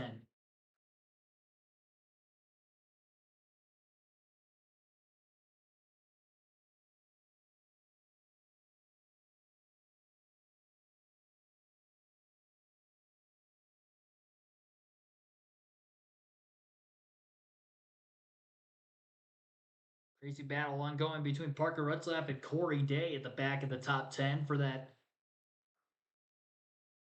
12th place position, believe it or not. Corey Day ended up swinging wide, almost out into the tire compact. I don't know why they were battling so hard for that spot on the final lap of the stage when they were outside of the top 10, and neither one was able to receive any stage points. But end of stage 2. Hope Connor Zilich doesn't fall in victory lane today, just like he did last. You know what? Connor Zilich wins this race today. I'm curious to see what that's going to look like in victory lane. Yeah, hopefully he doesn't fall out. 2 years in a row. I never seen that before, let alone if that happened 2 years in a row to the same guy. At that point, I just think he should stop winning here.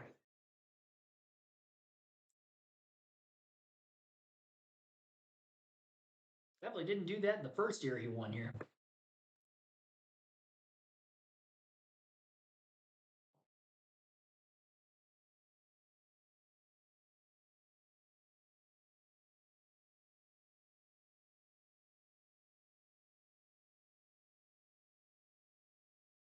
All right.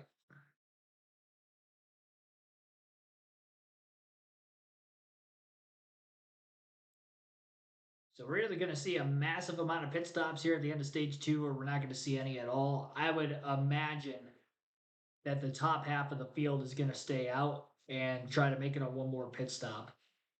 May see the back half of the field pit now just to take fresh tires and see what they can do to try to help themselves drive closer to the front. Derek White going to get the free pass in 34th. 36th on back out of the race, while Jeremy Clements 8 laps down with damage in 35th after the first caution of stage 2.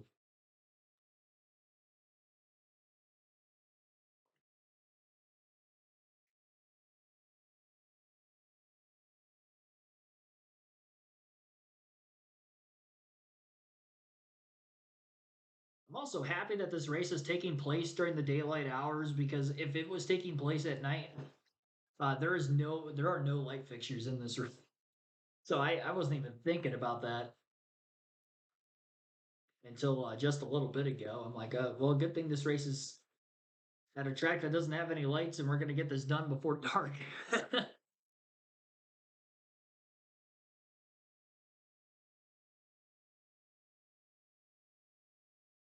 Mini All-Star race at Charlotte this year? Or are you asking me, is it? It's in Dover this season. All-Star race is going to be at Dover next week. Last points race on Fox tomorrow at Watkins Glen, and it will be the second to last race covered on Fox. And that is solely for the lone reason that the All-Star race also on Fox next week. Fox Sports 1 specifically. No more race on regular Fox this year, but Fox Sports 1 covering the Watkins Glen race tomorrow and the NASCAR Cup Series All-Star race in Dover, which has probably the weirdest All-Star race format ever, and one that I really don't like. I don't like the fact that every driver's in the field. I'm just going to put it straightforward. We have no All-Star Open this year, and everybody's in the field. They're like, 20 cars at Dover, that's probably not going to put on a great show, but we'll just have everybody in, and we'll treat it like it's a normal race. I'm like, that's not the All-Star race. That's just a normal race where there's no points on the line. There's going to be It's going to be an inversion. Two of them, I believe. But even still, I mean, that's like, I don't know how that's going to work. And I don't like inversions in all-star races, by the way. I don't like the fact that you're rewarding drivers who are running at the back at the start of the race. Even if it is an exhibition. Pit road's open. We got some drivers, including some big names, Zillage, SVG, and others, Kim. Like Justin Allgaier, they asked him to pit a little further away from the wall. Last time he was too close, that slowed up his stop just a bit. For Justin, he said way looser to the right, way tighter to the left. Same problem he was having last time, so you see an additional piece of tape being put on. Hairstyle's the hardest turn. He said I was sideways through it. Dylan. Connor Zilic and Shane Van Gisbergen both in, this time down pit road. For Zilic, the discussion with Ian crew chief Rodney Childers, they wanted to put Connor on offense on new tires. They think the 19 is their competition, so they wanted to try something different. And they think the last stage won't go green, which will help them on their fuel number here. So they did their job and at least got out of pit road and in the front, but there was some contact between he and the 9. There was. A little bit of contact between Connor Zilic and Shane Van Gisbergen. There's quite a bit of contact, or damage, I should say, on the left front fender for Shane Van Gisbergen. And on as fast of a road course as Watkins Glen is, that's going to cause some significant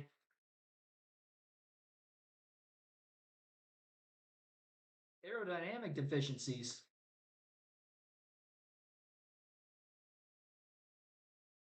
The way that left front tire was pointed out as well when SVG was leaving his pit box. Yeah, there's a tire rub on that left front. I was going to say, I was wondering if that was going to happen. SVG's going to have to come back to pit road just by being second in the race off of pit lane.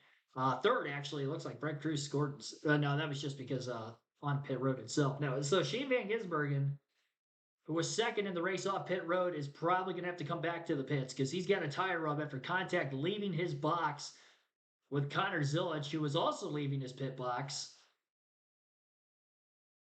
at the same time.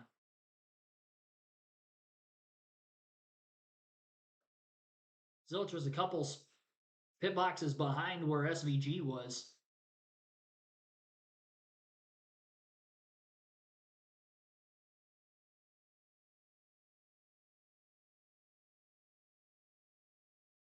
Got about 40 laps to go in the race right now. 42 laps complete out of 82. Now Watkins Glen a little bit past halfway. And since we're at the end of stage 2, we're going to close off our chat poll, which is at 51 votes. For who you think is going to win this afternoon's race. Shane Van Gisbergen at 55%, but in trouble now with having that left front fender damage. 27% for Connor Zilic, who won stage 2. 18% say somebody other. And of 51 votes, 0 for Ross Chastain, the other Cup regular in the field today, minus the 9 and the 1. 8 lead changes so far. 4 cautions, 2 for incident, the 2 stage breaks. Both cautions for incident taking place in the second stage, while the first stage went caution-free all 20 laps. That is the longest green flag run of the race so far. 9 laps under yellow. And looks like maybe Connor Zilic came into the pits also after significant contact with the 9. We'll see here why that is the case, but it looks like Brett Cruz is shown as our leader.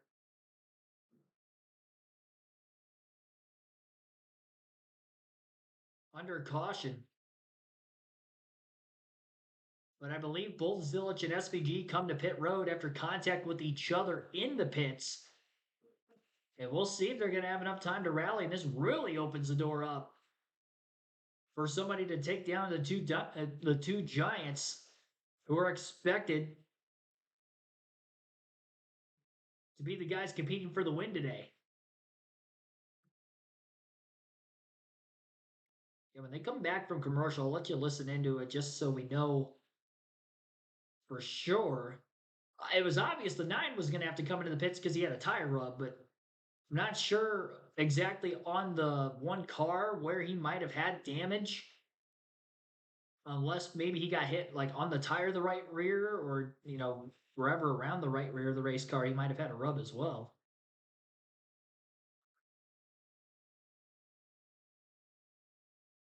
They're still under a break right now. Make for a better show. Yeah, watching them come from the middle of the pack. Not even the middle. I mean, they're probably going to be the only two coming back to pit road after everybody already pitted. So they're going to be at the tail end of the lead lap. And there are 33 cars on the lead lap. And Brent Cruz has far and away been the best driver that isn't named Connor Zilisch or Shane Van Gisbergen today. So him being in the lead, we'll see if he can hold on. We are still a long ways out from the finish. But again, Visit Progressive. the opportunity is there. And by O'Reilly Auto Parts, your professional parts people. Back here at Watkins, Glen, let's get a replay. Brought to you by Progressive. Saying when you bundle motorcycle, RV, and boat insurance, visit progressive.com. Yeah, you take a look right there. Connor Zilisch pulling out of his stall. You see Shane's got to know that Connor's coming, but there's all the room to the right-hand side. You see all those other cars. They're as close to the outside wall as you can get. And I got to say, from Zilich's perspective right here, I'd want to give him more room for fear that I could have cut my regular tire down. Yeah, we thought maybe there was a car outside of him or whatever, but no, there wasn't. He just stayed down there. You don't do that for this exact reason you point out. As those cars are starting to exit, you don't know what their timing is, what they've done. You're just trying to get away to put yourself in the safest position.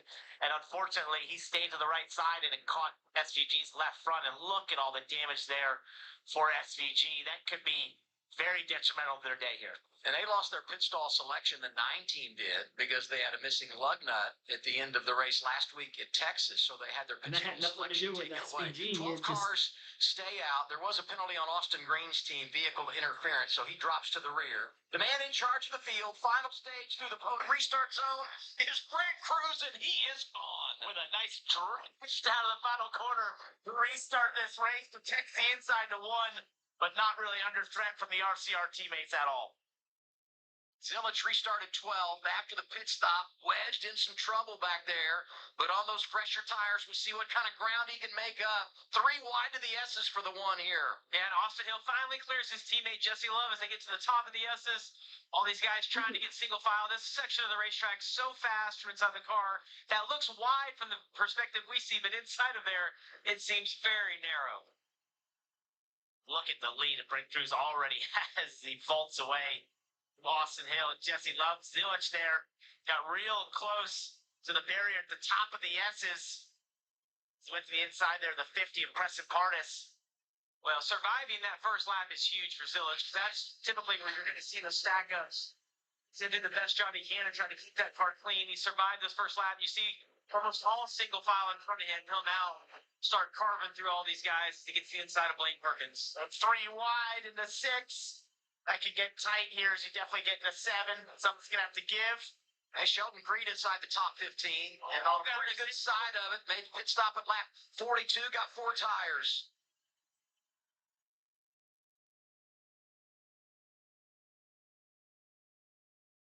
Allgaier trapped back there in the middle of this mess. Another one of those drivers that came down pit road at the end of the stage. 50 is Preston Pardis.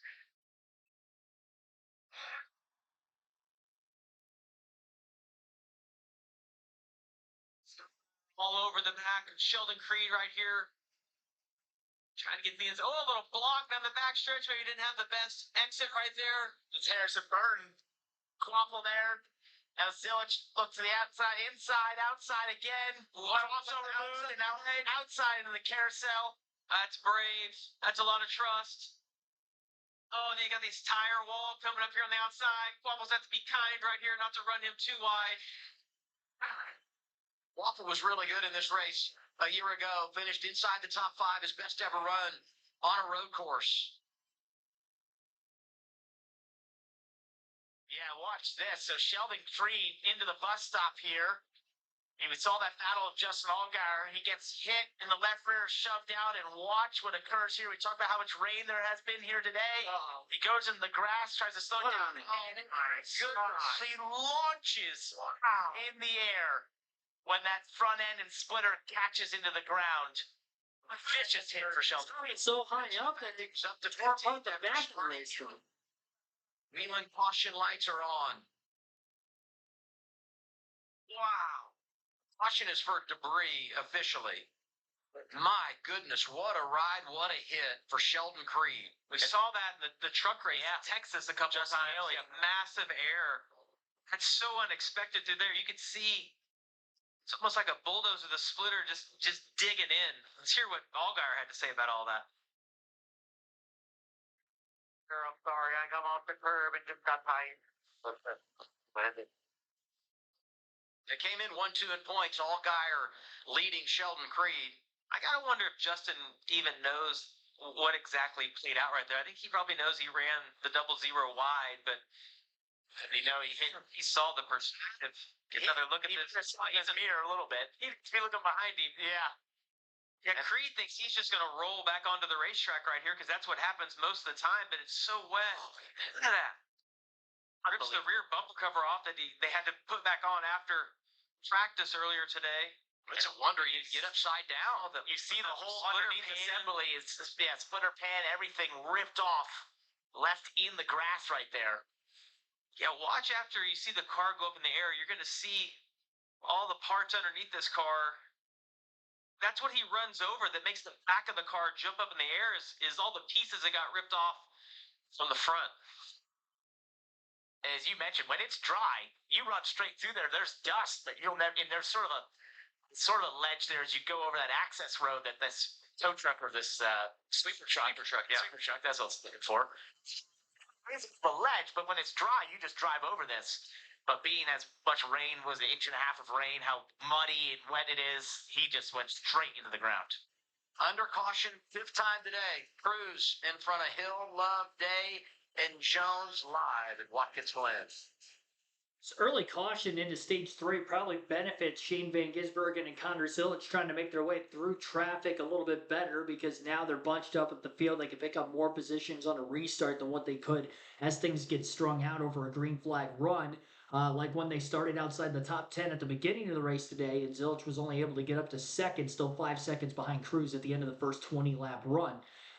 Interested to see if anybody hits pit road this time and tries to stretch that fuel window to the end of the race. If we continuously have cautions like we've seen in the race since stage 1 had ended actually, then they could end up making it. It's going to be a gamble because I don't think they would make it if it stayed green. But try to get another caution later, stay out, and then you've got track position perhaps. You know, if you're like Shane Van Gisbergen further back in the pack after that damage on pit road, I would consider it. He's still 23rd.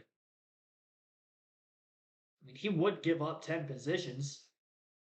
Sheldon Creed's probably going to be out of the race, so he would give up 9 positions, back 32nd.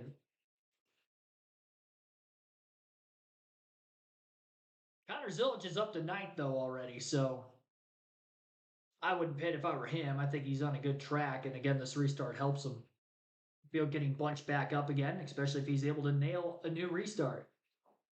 Ross, thanks for tuning in. Yes, new room.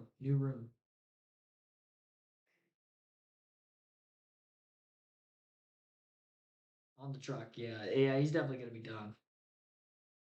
I mean, the splitter, and then I think it was part of the oil bed pan, like, came out from underneath the car as well. I've never seen a car jump up in the grass that high where it hits so high of, like, almost like a wheelie that the back bumper of the race car falls off. The bumper cover. That's crazy height. What a wheel stand. That was Monster Jam-esque. Out of Sheldon Creed in the bus stop.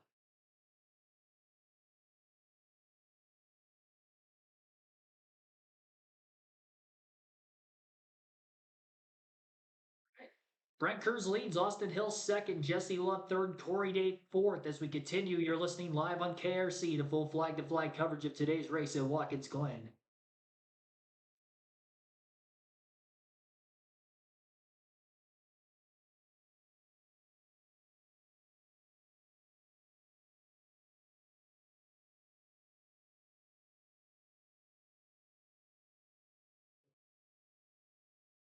Pit road is open this time. Road is open. Oh, crazy.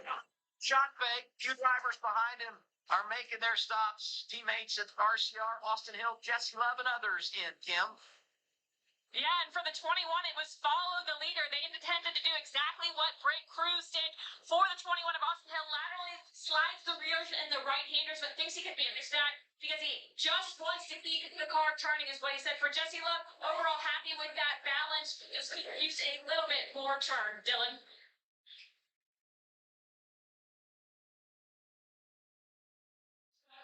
Taylor Gray coming off the pit lane. This is really tight when you think about being able to go all the way on fuel.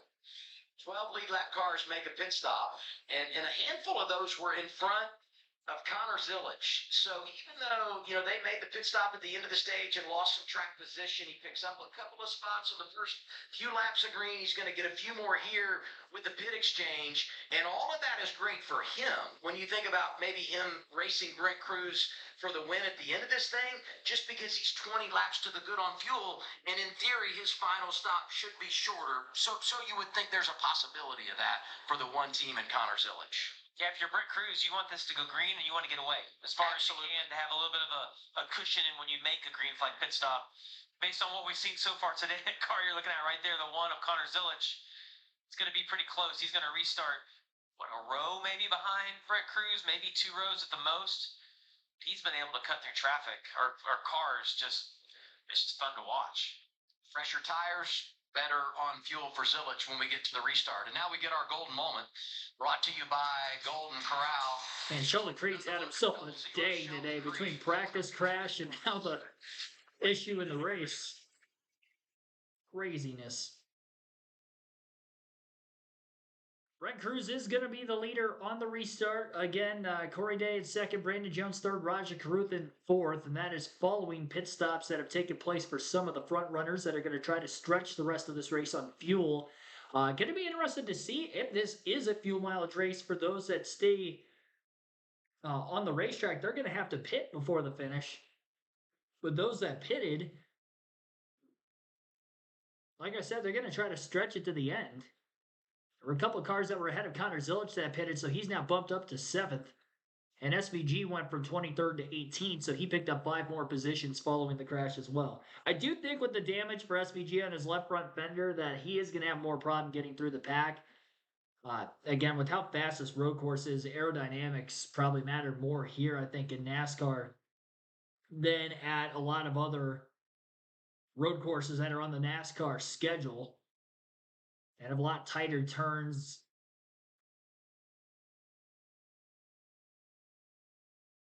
Lower speeds. Nothing slow about Watkins Glen, that's for sure. This is a bad, fast 2.45 mile road course layout. Especially with the configuration that NASCAR uses year in and year out. Versus some other motorsports that use the boot. Was it muddy because, was it muddy and wet? Yes. That's why the splitter had dug in. Kind of like Texas last week. They had some rain earlier in the week at Texas before NASCAR came there that weekend. There was actually rain earlier today in the practice session for the O'Reilly Auto Parts Series, in fact.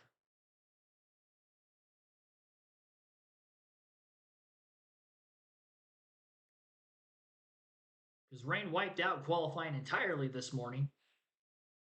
And it was a bit damp even during the truck race yesterday. Seeing a splitter get tore off a race truck at the back of the pack in that truck race last night.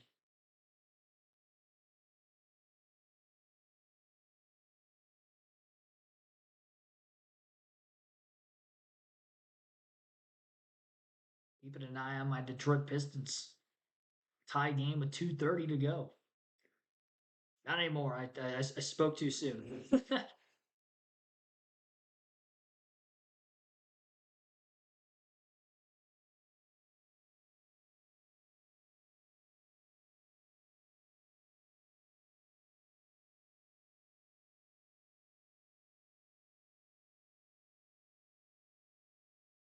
Come back from commercial. We're going to have a little over 30 laps to go. on the restart.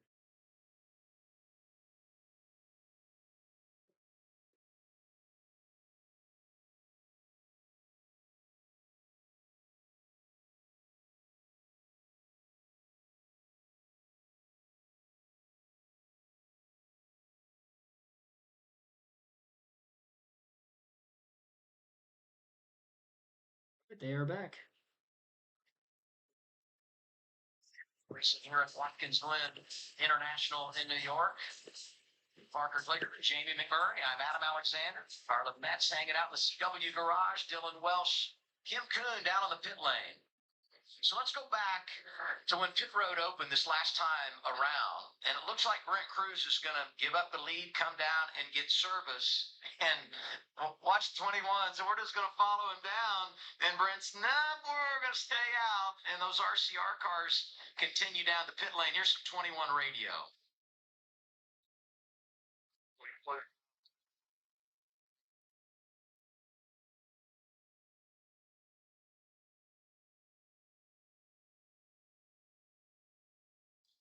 Said follow the leader. Hit the call. That's what the 21 was doing. Is exactly. Pointed out, but then They get some stayed out. They get some of the best fuel mileage in this series. Austin Hill's one of the best at saving fuel. Eliminating the stop here could potentially give them a chance when they don't really have the speed up against the 19 or the 1. Prior to the choose, they were 24th, 26. Yeah, Brent Cruz, great restart right here, and he's going to want to get out as far as he can because it does go great. Great restart.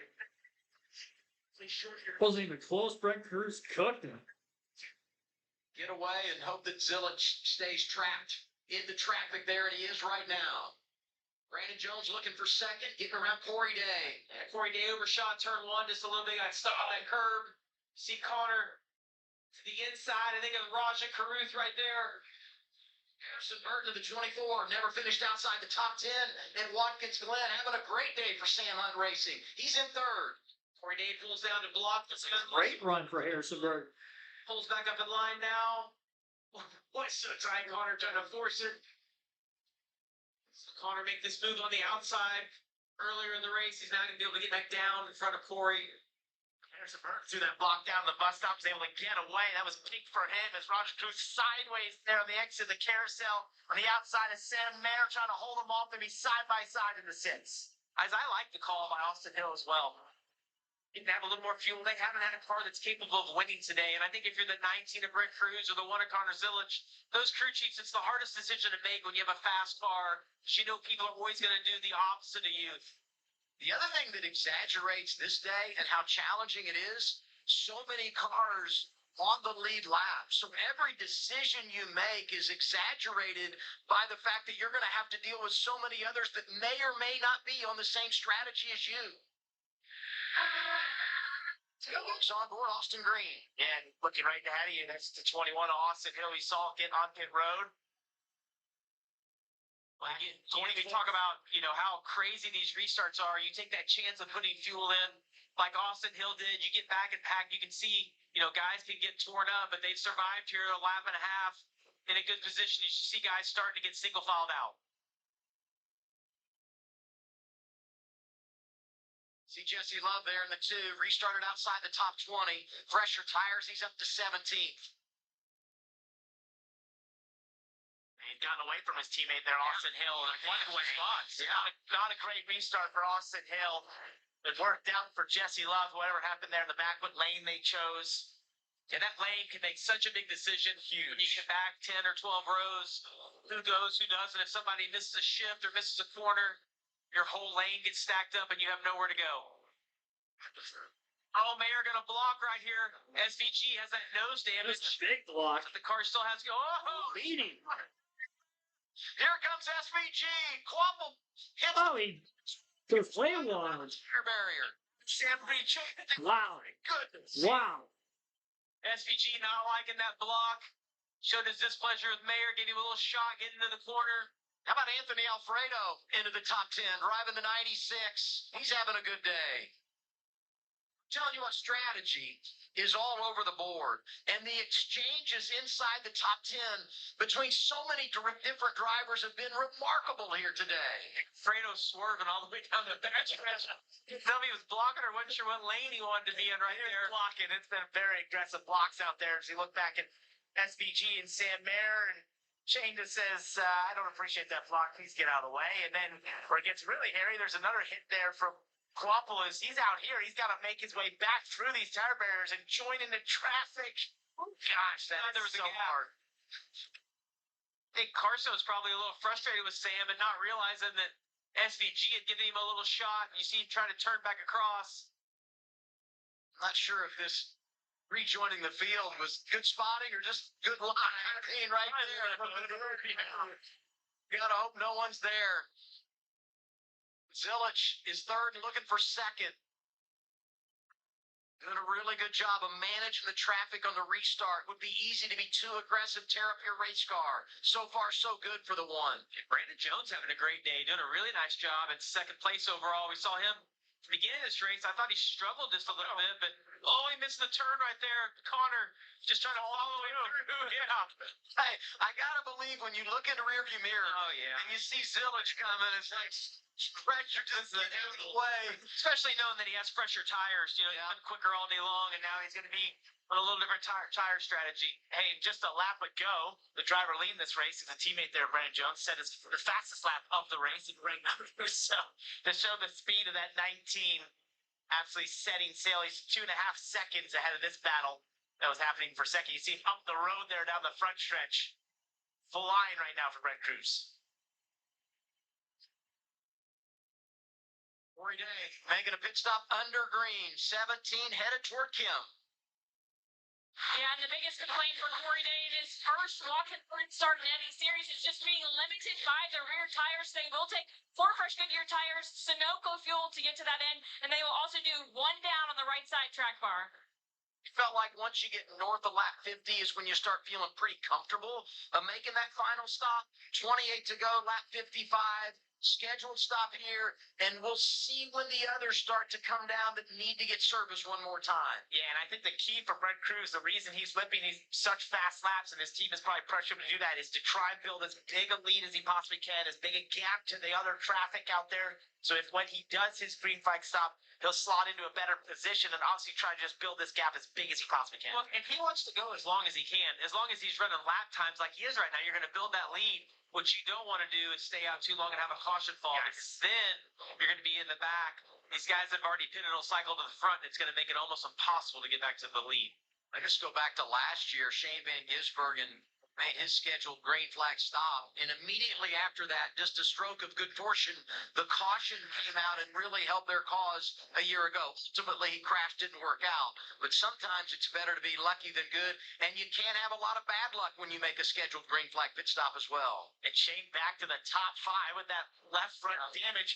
You know, when he used to go to Martinsville and knock off a fender and thought maybe it made it a little faster. I don't know if that's the case here, but he's obviously still has a ton of speed even with that left front damage. Yeah, Zilich who's in second, 20 lap fresher tires than our leader Brent Cruz, but their lap times are almost on top of one another. So early in the race, we saw like a second and a half of lap time fall off, but Cruz able to still run some incredibly fast times even with those older tires. Well, and the presence of Junior Motorsports in the top 10 is there again.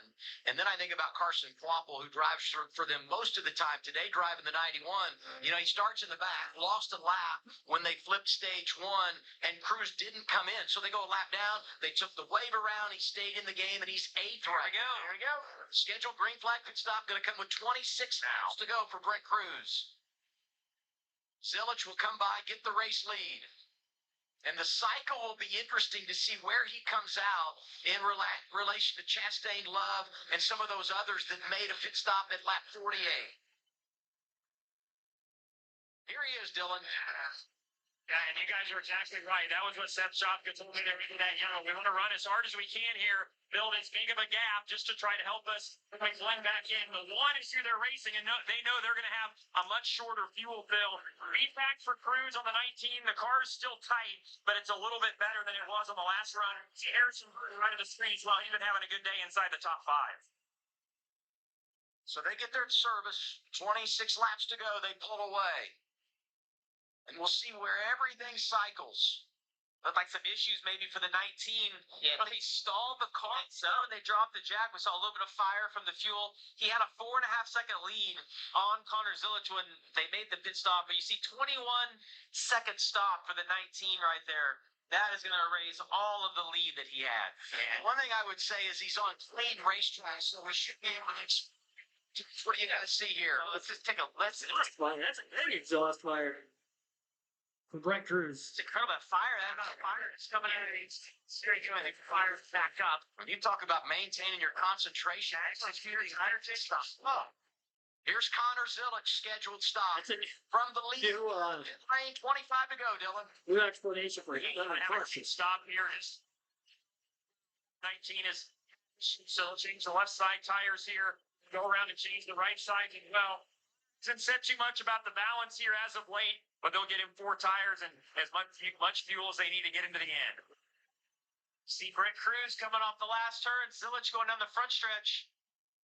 I think Connor's going to be able to beat him. Brent's going to have a little bit of momentum right here, but Connor, to such shorter distance around the inside, definitely has him. Brandon Jones also got his service there. Zilic able to jump out in front of Brent Cruz. Jones ends up right behind him. Well, that pit stop was devastating, but the fact that we still have 25 laps to go and he can see the lead, he still has a shot with the best car. Well, and here's the deal. We still have a whole lot to cycle through here because there are some drivers that had made those pit stops at lap 48 that could very well run it long here to the end and not have to come back down the pit lane. And then there's also those drivers right now in the bumper that are being shown inside the top 10 that will have to make a pit stop because they've not gotten their final stop of the day. They are really close to the wall there. Yeah, and leading those that have pitted in lap 48 is that red car there of Jesse Love on the inside of Sam Mayer, who pitted at lap 48. So if they think they can make it through this, were to run green, it's a tall task that Brent Cruz and Connor Zilic have to make up in time. I'm showing 18 seconds behind the 2 car for the 19 of Brent Cruz right now. Zilic right there in about that same area. So they got a lot of ground to make up here. We'll just follow it and see how it plays out. But there's many, many different stories to follow and races to follow here. And you can see in the bumper now, laps since these drivers made their last pit stop, giving you an indication of when these guys were last on and the group that will have to still make another stop. Impressive math, Adam. You're able to figure out the lap time difference there. Well, look at the time score I'm looking at. I'm doing the math, and I'm not sure it's accurate, but I'm doing as best I can to put into perspective where everybody is in relation to these guys that have already made a pit stop. All guys are coming down here. 7 in front of you, Kim. And all day long, he's been giving the same complaint. Loose on the rights, tight in the lefts. They will make a chassis adjustment. It'll be 4 fresh Goodyear tires, snow cone fuel, so carousel. The biggest trouble for the 7 car of Justin Allgaier.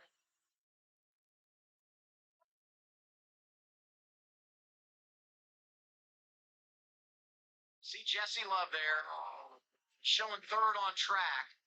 But based on the way the strategy is playing, he likely is going to take over the race lead through the cycle. You saw Brent Cruz come through. There's Brandon Jones. And speaking of Brent Cruz, about 3/10 quicker than what Zilic ran last time. That lead is, Zilic is only just over a second ahead of him right now. So more than enough time for the 19 to catch Connor. Obviously, they're going to have some lap traffic they're going to have to go to. And if I'm the 19, I'm only worried about Connor right now because I can't control those other guys that pitted earlier and are going to try to save on fuel. We also don't know, as this gets down to the end, if they think they can make it, they might have to back their pace up by 2 or 3 seconds a lap, and that'll change the whole dynamic of this race or complexion of this race. If I'm Cruz, I'm strictly racing the 1 car right now. And I think that's the question here for Jesse Love, who most likely would inherit the lead here when Roger Cruz and Shane Van Gisbergen get pit. Is how much can he save in this position in the lead? Can he start saving right now as he locks up the right front into turn 1? Well, if they can effectively make it. Chastain goes into the barrier there. He got quite a bit of damage out of that. They're running 2.5 seconds a lap quicker than what Jesse Love is. They're about 30 seconds back right now. I'll let you do the math. Plus laps to go. There's a chance, even at this pace, that they could catch them. Well, and you think about the tire difference because they waited to come down pit road, the advantage that they would have there. The other thought is, where are you running on track? What kind of traffic are you fighting? Do you just get open track, or are you racing around other cars, which changes the game and how you execute lap time as well, as we go back and watch Ross Chastain hitting the tire pack exit of turn one. Oh! And just once he went over that curve there, it would not turn. There was no grip. That, the track getting dirtier out there since we don't run out there anymore. The tire debris and that sort of dust and such ends up out next to those barriers. The second he got near it, lost the front end into the barrier. Van Gisbergen leading. He will have to make a pit stop. Raja Caruth is second. He too will have to come down the pit lane. Jesse Love is third. He pitted at lap 48. We feel like they're in a good spot. It will be tight, but he likely will take over the race lead when these guys make their scheduled stop and be in control of this race. And then it comes down to, do we get a caution? What other drivers have to make a pit stop? And how effective can the 1 of Connor Zilisch and the 19 of Brent Cruz be at coming from behind?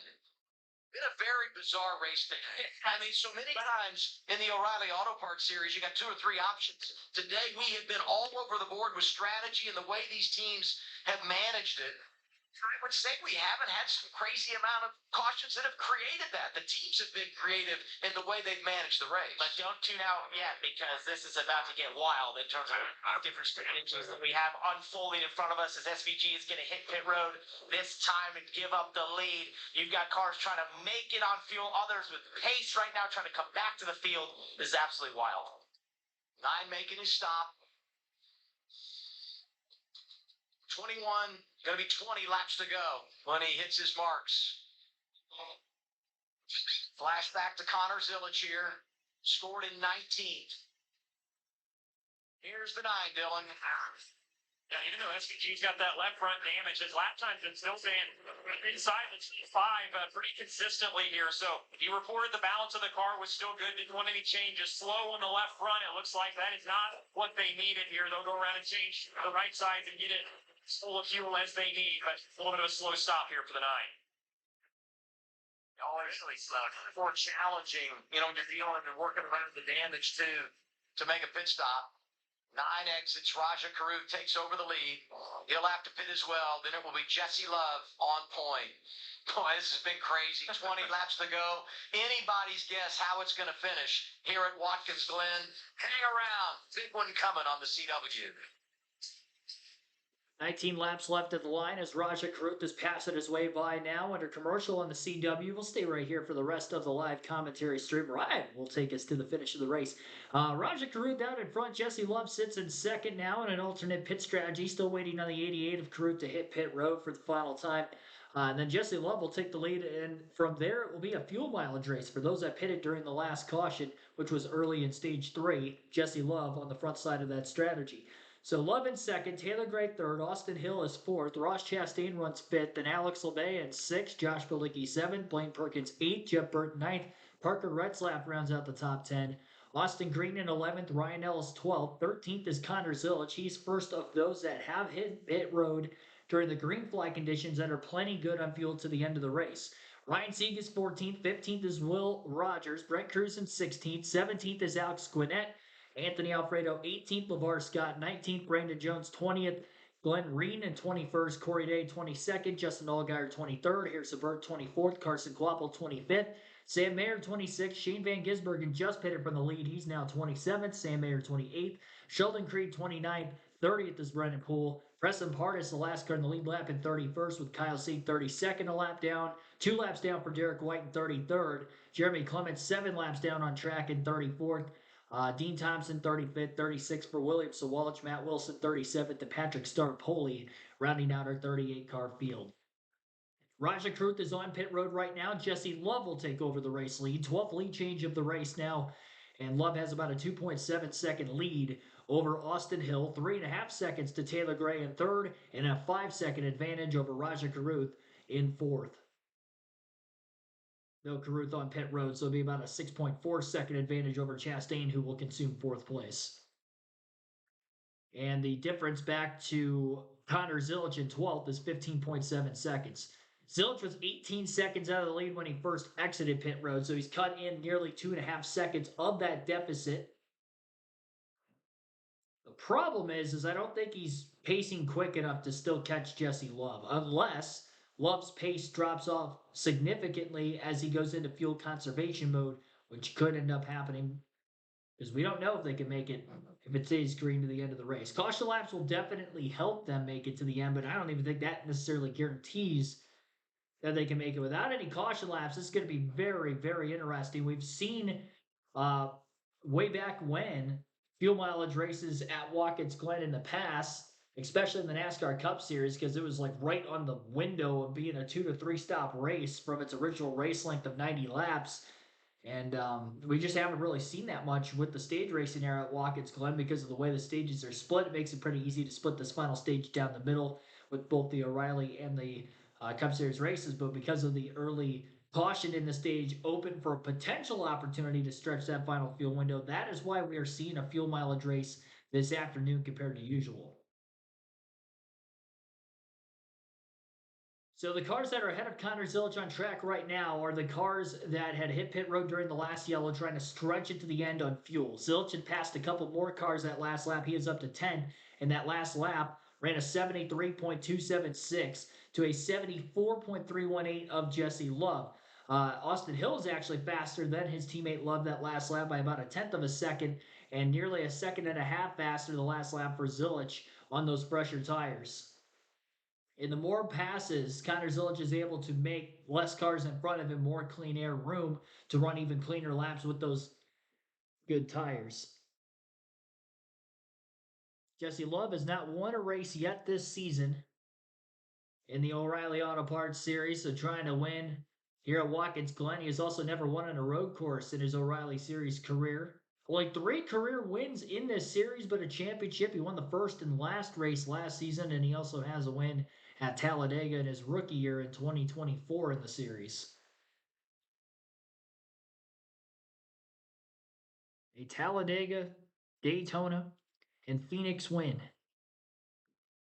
And now looking for Watkins Glen to add to the list. Austin Hill, who has never won on a road course in the O'Reilly Auto Parts Series either, has numerous top 5 finishes. Hasn't been able to seal the deal. He's in second place right now also. Pitted the same lap as Jesse Love, his teammate, during that last caution. Not consistently pacing better than Jesse Love. 2 laps ago, he was faster. That last lap, he dropped to a 74.6. Another 74.3 for Love.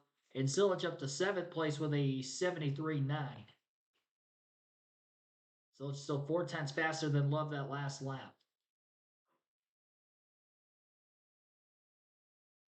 Yeah, again, with how few laps we have left, I don't think Connor Zilic runs down Jesse Love unless Love really has to back it off to make it on fuel to the end. Or obviously completely runs out of fuel. I don't think Zilic catches him otherwise.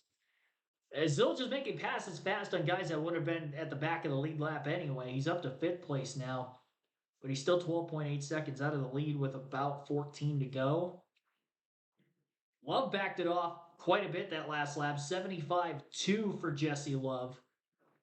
If he backs it off that much consistently, I think Connor Zilic can catch him. Because Zilic was 1.3 seconds faster that last lap, and with 14 laps to go, if he's a second a lap faster at a 12.8 second deficit, he's going to easily get there with a couple laps to spare.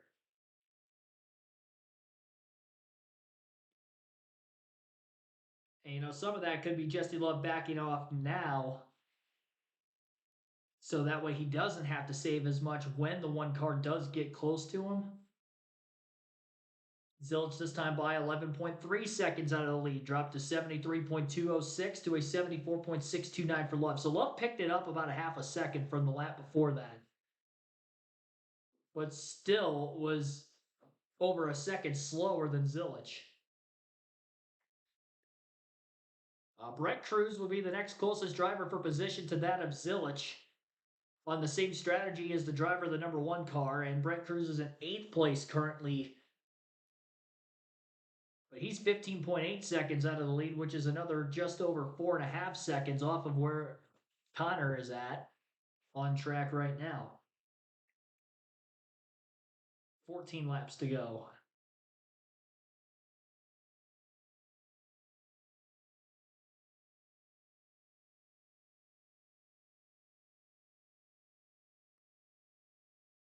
Cruz getting another spot into the bus stop at the moment as he blows by Blaine Perkins in the 31 for 7th place on track.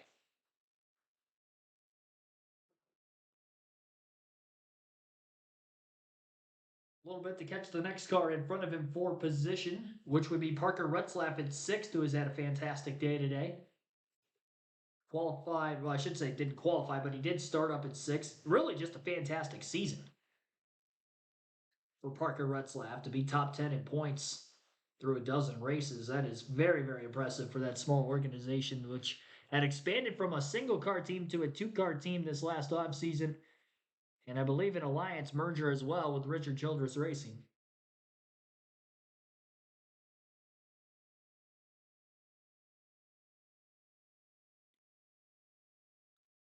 On the same pit strategy as well to that of both Jesse Love and Austin Hill, the RCR cars in front.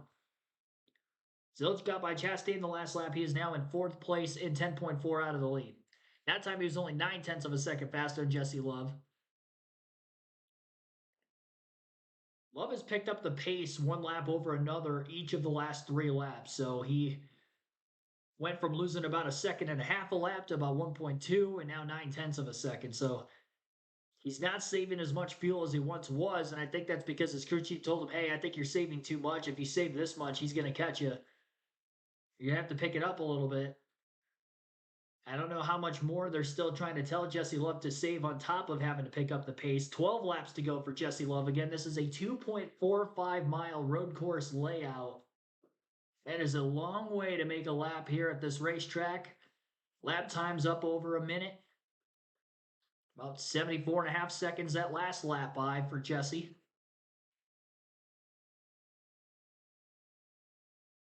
AJ, yep, thanks for tuning in, as well as many others. Thank you for watching tonight's stream.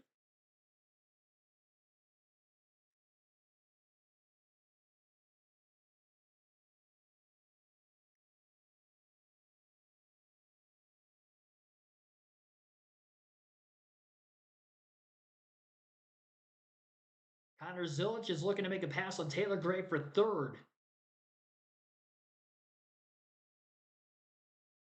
Not only the pace Connor Zilic is able to run versus the rest of the field, but it's the fact that he's got fresh tires on top of it. Blows by Taylor Gray in the 54 car, headed into the carousel that last time by, and Zilic now in 3rd place with only Austin Hill and Jesse Love in front of him. And about 1.3 seconds faster than Jesse Love that last lap again.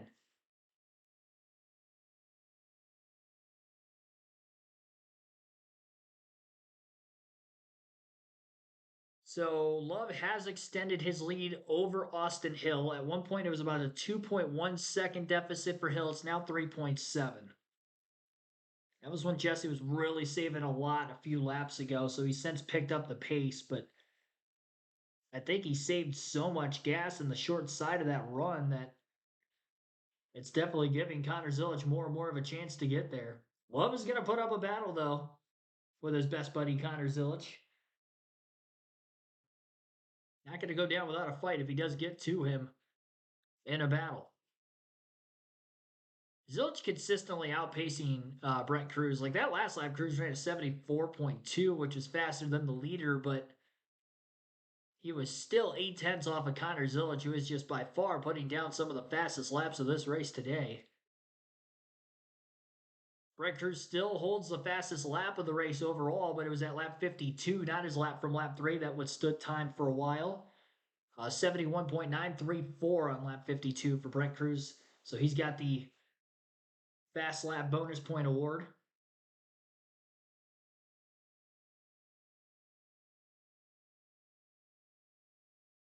On top of the fact that Brent Cruz was also able to win a stage and finish 2nd at another stage today, it's a solid points day for Cruz. Probably the best points day he's had all season.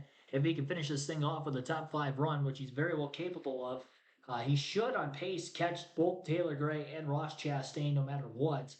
And depending on if Love or Hill can make it on fuel, he could end up with a runner-up spot. It's going to be hard to catch those two without any cautions with how far back he is, but here we go. Austin Hill picked up quite a bit that last lap over Jesse Love, and the lead is down to 3 seconds. 5.3 seconds to Connor Zilisch with about 10 laps to go. There's a severe thunderstorm warning right now in some area counties around me, and as a result of which I cannot see the leaderboard on the CW. There was a race earlier this season that was the case also. And I think it was like a winter weather advisory or something at that point. I was like, I cannot see the lap counter, so until I actually see the flagman waving the white flag, I'm not sure exactly how many laps we have left. I can look up here on my screen, but because there is a slight delay, I might be like a lap off at times. So you'll have to pardon me on the live commentary side of things here late. Might have to unmute the broadcast one more time just to see if they say anything about how many laps we have left when we do get a little bit closer to the finish. But right now, we're holding on tight. Connor Zilisch down under 5 seconds out of the lead. Started the race in the 15th place position. Got to the lead by the end of stage number 1 because of pit strategy. Held on to it long enough to win stage 2. He pretty much led every lap of the second stage. Then had contact on pit road, which cost them a couple of spots. That contact with Shane Van Gisbergen. Only for Connor Zilisch to storm back to the lead. Then have to pit before the end of the race because he did not pit during the last caution where some others did. Now he's driven his way back to third again. So quite the roller coaster of a day by way of the lap chart and where he's been running lap over lap in the position order. But Connor Zilisch on the charge. Austin Hill probably going to be a teammate for Jesse Love here and do whatever he can to hold that one car back for as long of a period of time. I think notoriously we know Austin Hill being the toughest driver to pass in this series at this day and age. He's the new Ryan Newman when it comes to trying to make passes on the racetrack on guys you're much faster than.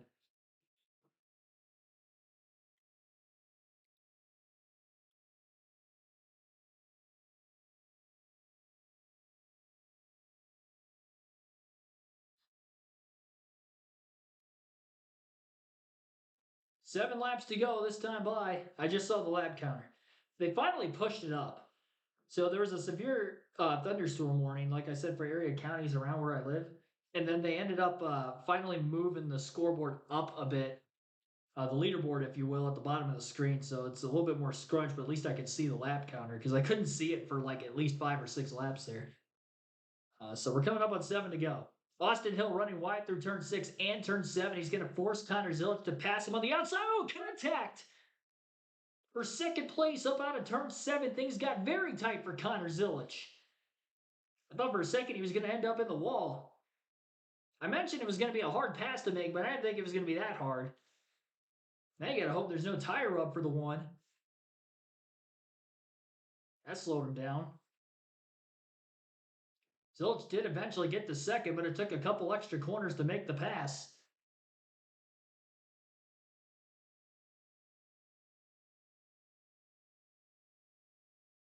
I mean, Hill just ran him up the racetrack. I mean, there's no two ways about it. Bodied him up. Zilisch did a great job keeping it off the outside wall with the left side of his race car out of turn 7 and eventually able to make that pass. So he did make his way by, and now he drives the charge after Jesse Love for the race win. And last time by the start-finish line, Zilisch was 2.2 seconds behind our race leader, and there is still plenty of time to get to the lead. A couple of lap cars further up the way as well for Love. He actually just got by a lap car, Sheldon Creed, with damage. Last time by, I'm surprised Creed's not out of the race, to be completely honest. I've seen his splitter absolutely dig into the dirt earlier. A lot of air getting underneath that race car. Slowing things down a bit. I can see the difference without the splitter on the car, how much higher his car sits than everybody else's, and that is probably going to cause a lot of loss and downforce around this very treacherous road course. So it's not really catching, creating a great spot to get by him through the S's. That might have slowed him down a bit. Same for the next lap car, where Jesse Love was able to pass him on the longer straightaways of the racetrack between turns 5 and 6 on Creed, and got by the next lap car in the main front stretch before he entered into turn 1. Oh, Zilich clipping the mud on the inside of the curbing up out of the exit of the bus stop. Got to be careful with that. We saw Sheldon Creed tear a splitter apart, and I believe that has caused some damage on the one of Connor Zilich because he has a tire rub as he heads for turn 6. In hot pursuit, Zilich has made a mistake, and he has a definite tire rub, and I don't think that tire is going to make it all the way back around. He's going to stay out of the pits this time by, and he's going to try to nurse it to the finish, but I don't think he's going to make it with how many laps we have left. If we have 1 or 2 to go, he might make it, but I don't think that right front tire is going to make it. And how much damage is he going to have that's going to cost him lap time in trying to catch Love? Because Love, that last lap, was about 0.3 of a second faster than Zilich after the mistake getting out of the bus stop. Everything looked fine by way of how the car was handling getting through the curbing. I think he just cut the corner too sharp more than anything. I think that was more driver error than what it was the car just getting thrown off by the curbs. And you're really only seeing the tire rub when he's not making turns around this road course. When he's on those long straightaways, it's rubbing, but as he's turning the race car, I'm not seeing a rub. And we'll match lap times this time by the start finish, and we'll see if Connor Zilich still has the pace he once had. I'll tell you what, that's going to aid Jesse Love. Won here last year after racing so hard with Shane Van Gisbergen and trying to get back to victory lane today. Was in position to do it. Has the problem there as we hit 4 laps to go and racing up front. All right, so there you go. 4 laps to go. I had to, the severe weather advisory was like right in front of my leaderboard again. So 4 laps to go in the race. Jesse Love leads. Connor Zilich is in second. That last lap, Zilich was faster than Love, but only by 0.1 of a second. Can he overcome the damage to the right front fender after overcutting the bus stop just a couple of laps ago? Because right now, Jesse Love is doing a great job. His lap times have picked up versus where he was trying to save fuel. And Connor Zilich is going to have a much harder time trying to catch him. I mean, I think Zilich had this race won had he not made that mistake, and now his progress in trying to get to Love has gotten much harder. He still could win, even if he doesn't catch him. Remember, Jesse Love is in a tough spot on fuel right now. I don't know if he can maybe save a little more because of that lap time loss, lap overlap by Zilich. Maybe back it up a little bit more, give up another second or so. That's going to be risky if Zilich really comes to life, especially on a road course like this.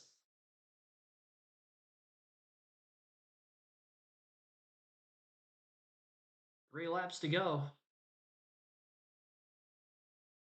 Zilich just trimmed the lead down to 1.6 seconds. That last lap, Zilich found something and was about 0.7 of a second faster than Jesse Love that last time by.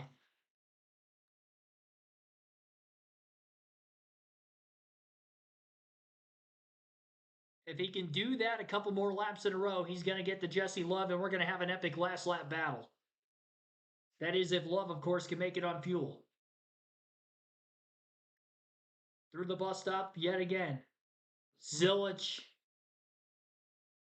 I don't think he got through there very well. Obviously, he didn't clip the giant mud and dig his nose into the dirt again, but I think that first bounce off the curb might have sent him a little wider. And in doing so, that lap time versus the lap Zilich put down before was about 0.3 slower. He was still a couple tenths faster than Zilich, so he went from what could have been maybe 0.6 of a second faster that last lap again to about 0.3 of a second faster. 2 laps to go for Jesse Love. Can he hold on to win? He's got about 5 more miles left to make it on fuel as well. Brent Cruz, meanwhile, has only gotten up to 7th and since has actually been passed by Brandon Jones on the same strategy to that of Connor Zilich and himself. Locking up the front tires of Zilich into the first turn, which is interesting with that right front tire still rubbing at times, but the rub is not as bad as it once was. Probably lost a little bit of air pressure and making these many turns around this racetrack. I almost wonder if that might have moved the fender out just a little bit as well. Where we had a tire rub initially about 6 laps ago when that damage had been sustained and not anymore. Big gains by Zilch through the S's. A little bit of a gain through the bus stop that last time by. And they'll be coming for the white flag this time around. Does Jesse Love have enough fuel to make it to the end? And can he hold on with a hard-charging Connor Zilic? The lead is down under a second as they head for turn 6 on the second to last lap of the race. 7-turn road course, so the final corner on this lap coming up for Love. Connor Zilic has gained so much ground through turn 6 and 7 alone. White flag in the air, 1 lap to go. Final lap of the race, and this is going to be a battle. Connor Zilic, 0.6 of a second he has to gain on this final lap to beat Jesse Love. Love looking for his first win of the season. Zilic part-time in this series. Full-time in Cup looking for his second win of the season. And looking for 3 wins at Watkins Glen in the O'Reilly Series consecutively. He has never lost a race here in his O'Reilly Series career. Jesse Love manages his way through the S's much better this lap than he did the last. Full send mode for Connor Zilic into the bus stop. So much deeper in the braking zone than Jesse Love, and I cannot believe how much ground he was able to gain. Lap car on the outside of the carousel, out of the way for the leaders. About a turn 5, the deficit is about 2 car lengths for Connor Zilic. Love slides the rear tires as they head for turn 6. Zilic needs to get a big run in the draft. If he can outbrake Jesse Love, he may get to his back bumper in these final couple corners. Through turn 6, Love still under power and has fuel. Heads for 7. Heavy pressure by Zilic. Zilic hard into the braking zone. Jesse Love overcooks it. Love goes wide. He blows the final corner. And Connor Zilic is going to win it with a last lap, last corner pass. Unbelievable. Connor Zilic from 18 seconds back after his green flag pit stop has come back on fresh tires to win the race. Pressure behind Jesse Love, and under that pressure, Love folds. As he overcooked the final corner, he locked up the left front tire, he went wide, and Connor Zilic cleanly able to win the race. A remarkable drive through the field by the young 19-year-old phenom. His second win in the O'Reilly Series this year. And starting top 5 in the Cup Series tomorrow is going to be fun to watch as well. He was runner-up in the truck race last night. What a weekend for Zilic so far. Can he maybe get his first career Cup win at the same track he got his first O'Reilly win just 2 years ago? For Connor Zilic, today doing it in thrilling fashion. Here is that charge leading to the bus stop. Nice braking capability of the one car getting into the bus stop, was able to run him down and then put himself in a good position. But honestly, as they exited the carousel, I thought the 2 car was in the preferred spot. I thought he was here until he has this slide here, and I was thinking that Jesse, or inside here, Jesse just overcooked the corner, put it too late, locked it up, and gave him the inside. And Heartbreaker for Love, but man, what a drive by Zilic. Gotta wonder if Love was maybe looking out of the mirror, like trying to give enough room and kind of just barely missed his mark there into the last turn. He got a little loose right here on the exit, and then watch that right front tire lock up right there. Car won't turn. It's to your point. It's like he's looking in the mirror and he hesitated to turn down because he wasn't quite sure. Right, am I clear? If Connor was there, and you almost need to just be more forceful in that last moments because obviously it's the final corner. I can't believe he won. That's incredible. Wow. 13 career wins for Connor Zilic. He's now won 7 of his 10 starts in road course competition.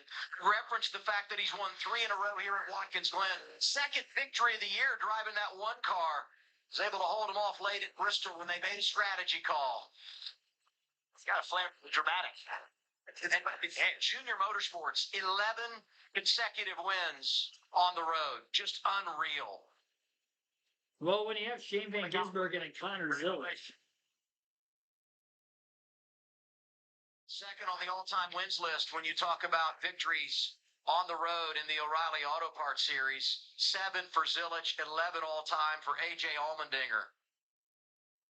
Connor's done his at 2. We'll go through the full field finishing results while we await an interview in victory lane from Connor Zilich, winner of today's O'Reilly Auto Parts Series race. 0.2 of a second margin of victory, a last lap pass for the win, 13 lead changes, 5 cautions, 3 for incident, 1 in stage 3, 2 of them in stage 2, caution free in stage 1, 2 stage breaks at lap 20 and 40.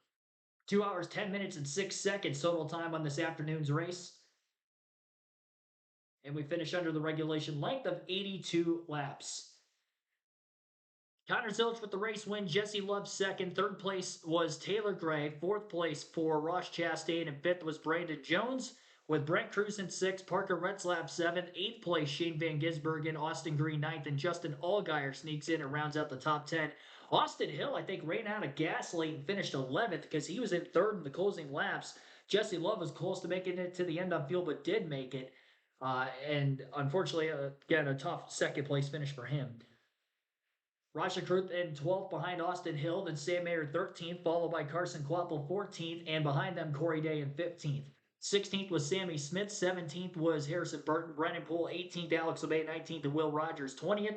Preston Pardis 21st, Josh Malicki 22nd, Ryan Seed 23rd, Anthony Alfredo 24th, Jeff Burton 25th, Blaine Perkins 26th, LeVar Scott 27th, Alex Gwinnett 28th was the first car to finish a lap down, so 27th finish on the lead lap.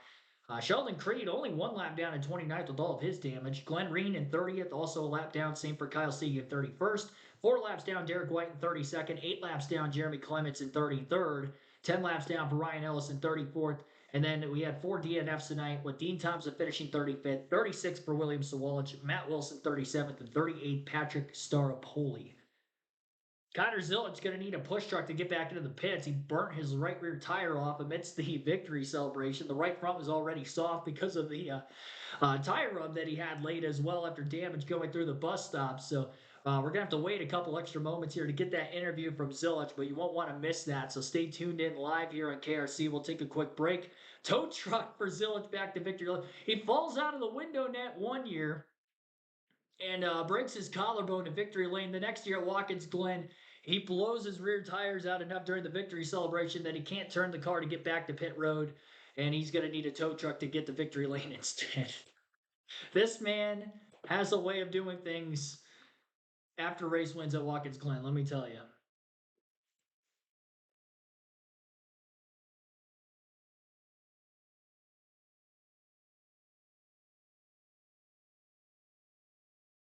We'll see if they catch up with Jesse Love, who finished runner-up here first, while we await word with race winner Connor Zilich, because it's going to be a little bit. Here's Dylan Welch with Jesse Love. Thoughts here. Immediate reaction, you get out of the car. What could you have done, or do you wish you had done differently in those closing laps?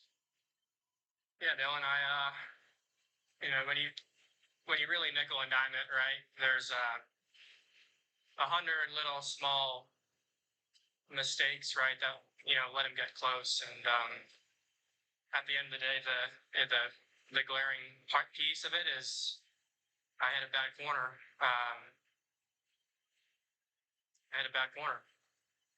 Yeah. Tough were those closing laps. Even when he was closing in on you, you were trying to manage your own fuel number and a lot of other things, certainly behind the wheel. Yeah, it was definitely a challenging, but good experience for me. I've never saved fuel before on a road course. But what a good mental challenge for me. I mean, all I want to do is beat Connor here, right? And we're best friends, and we've caused each other a lot of pain. And yeah, I didn't execute when I needed to, and I think the reason I'm so quiet is I'm just embarrassed, right? As a driver, you can't make those mistakes, and it was such a bad mistake. It's just embarrassing. So I know that I'll learn from this and be better because of it, but I let down a lot of people, including myself, most importantly, and maybe it's probably a good idea for me to feel this pain right now. There's honestly no one in the garage that works any harder than Jesse Love. He puts so much effort into this, and when you see the emotions, it's because of the effort that he's put in, and he expects to have those results. And I know that he and Connor have a friendship, but he's just worked so hard. And man, you get to the end of these races, you're fatigued, your emotions are high. But I would tell you that the whole NASCAR world thinks a lot his ability, his talent. He is a Sunday driver sooner than later, and it's frustrating. And as I said earlier, the only thing that's going to make him feel better is a few nights of sleep, and just hopefully the memory of this goes away. I think one of the things that's most impressive about Jesse Love, and you can see in that interview, is how in tune with the mental side of the sport he is. Having to put a couple of new Goodyear tires on the back of Connor Zilich's race car so he can get back onto pit road. Sure, NASCAR checked to make sure all the lug nuts were tight on those rear tires before they took them off, so that way he would still pass the post-race inspection there. And I don't think the tow truck was going to be able to get him all the way into the pits either. I would imagine it's probably a tight victory lane at Watkins Glen. I've never been to Watkins Glen victory lane, and it's been a long time since I've been to the Speedway, so I can't really remember exactly where victory lane is pointed in the infield of that racetrack, but I'd imagine the tow truck pulling him back there was going to be kind of tough to get him into victory lane, so throw some fresh tires back on it, get the car fired back up again, and head to pit road. Looks like he's going to be pulling in reverse on his way back into the pits because of the way in which he was pulled in by the wrecker, towing him back.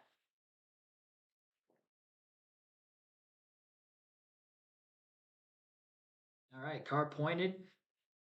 Connor Zilich will be headed to victory lane.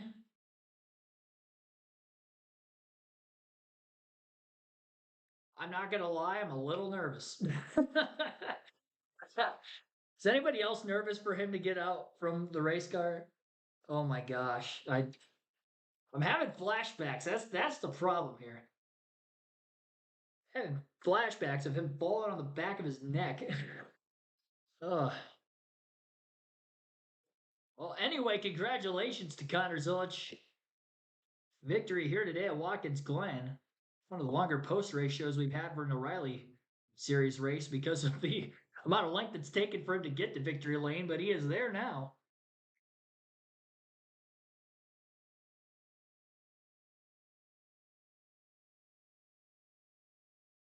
Window net is not going to be on top of the race car this time either. He's going through the roof hatch. He's like, I'm not even going to go out the driver's side window. I'm going through the roof hatch this time. Oh, boy. So his in there, the driver's side to make sure, just in case he has any issues, that he's going to have a soft landing here. I can't tell you, though, how excited his mom, Janice, is down here to see her son get to celebrate safely in victory lane for the third time in a row here at Watkins Glen. Connor actually ties Marcos Ambrose and Terry Labonte for 3 consecutive wins at Watkins Glen and the O'Reilly Auto Parts Series. Connor, man, what a drive. Overtake Jesse Love, the last corner, the last lap. After contact with the grass in the bus stop gave you a tire rub. How did you make that drive? Yeah, I was driving as hard as I could for all 30 of those laps and just trying to make up that gap. And I wasn't going to move Jesse in the last corner there, but he got in deep and I was able to get by. But yeah, man, it's so cool to come back and get my 3rd win at Watkins Glen in a row with JRM. Cool to get it with Rodney. It's my 3rd different crew chief here, so really means a lot to get another one here and get out of the car safely and make it onto the ground without trying to kill myself. So yeah, it means a lot. I don't know what happened with Shane on pit road. I felt bad about that. I need to see a replay, but cool to have so many JRM cars running up front at points of that race. Yeah, so let's talk about that contact with Shane, because earlier in the race, and you were in the inside lane on pit lane after your stop. What was the thought there? And then how did you not let that contact and damage to your car discourage your day? Yeah, I mean, we were lucky it didn't really affect us. Yeah, I mean, I was just trying to I didn't get to the outside lane quick enough, and yeah, he was coming out of his box, and yeah, just poor timing. I feel bad that took him out of contention, but yeah, we'll go back at it tomorrow and see what we can do. Congratulations on 3 in a row here at the Glen. Thanks, Kim. All right. Connor Zilic, race winner here today, and a thrilling one at Watkins Glen for the O'Reilly Auto Parts Series. Hopefully we see more of the same tomorrow in the NASCAR Cup Series race when they head to town. Congratulations, Shane Van Gisbergen and Pole Sitter for tomorrow's race also, but obviously congrats to Connor Zilic. Made it a thrilling watch to see him come from the back to the front multiple times, and obviously got there just in the nick of time late. 3 times he had to come from the middle of the pack in this one, and the last one it took him till the final lap, and he was able to get there for good. Checkered flag, got it. Last lap, last corner pass for the win. Can't get any more epic than that. We'll see what tomorrow's race brings. Thanks to everybody tuning in for both live commentary streams today of both this and NASCAR Cup practice and qualifying. See you tomorrow at 2:30 p.m. Eastern will be our start time for Cup. Have a good one, everyone.